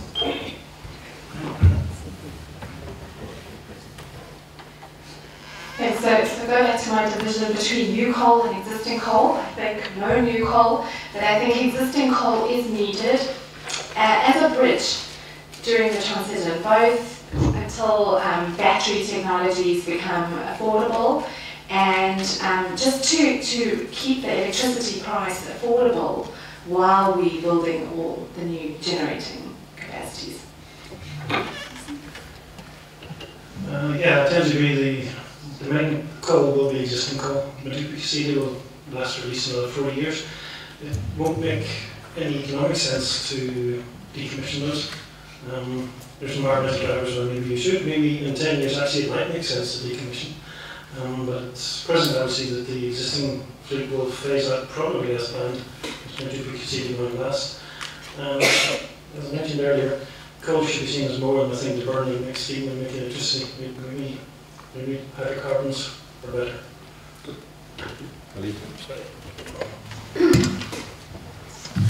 So as far as I'm concerned, there's no rational reason to maintain coal in our energy mix.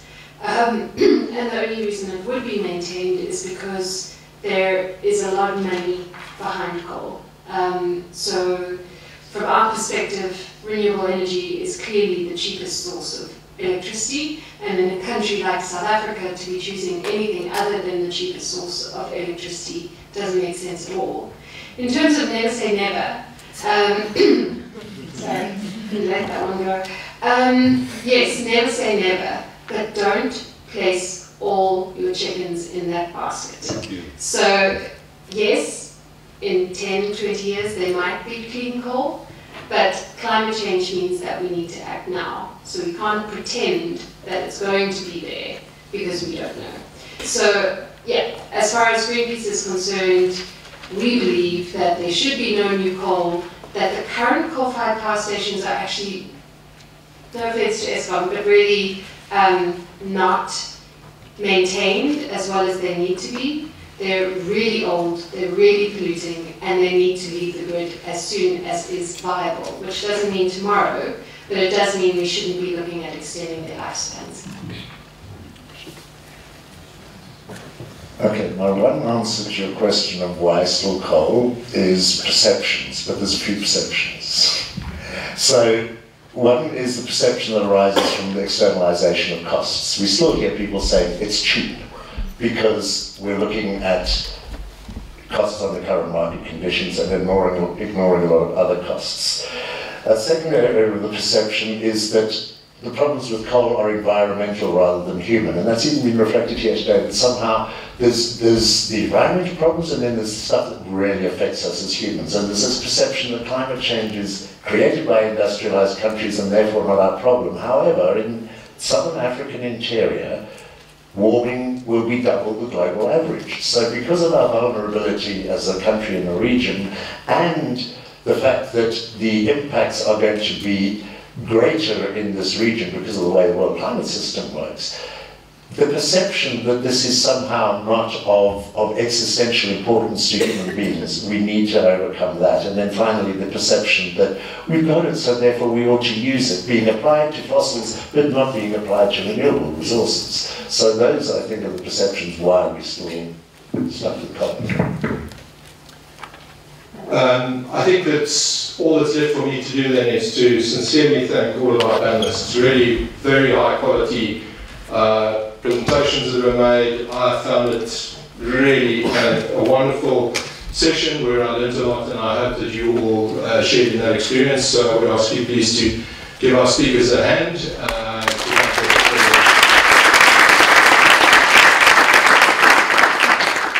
Okay, and then I'm going to ask you please, I think that we will bring the AGM forward then to get straight into it, will we? Lunch. Okay, people are hungry, we'll have lunch. But thank you very much, and don't go too far. Alright, sorry, I just need to acknowledge our exhibitors. NACA, the ELA, IAP2, ASAF, IAIAsa, and SACNASP. And they're very important partners for us, and we really appreciate the fact that they came out in their numbers today to support this event. And please, after lunch, if you please return for the AGM, we promise we'll keep it short and sharp and brief. 1:45 sharp, we'll start. Okay. And 2 o'clock we'll finish. It's very important that you please attend the AGM because we do need to make some important decisions. But enjoy your lunch and thank you for your participation.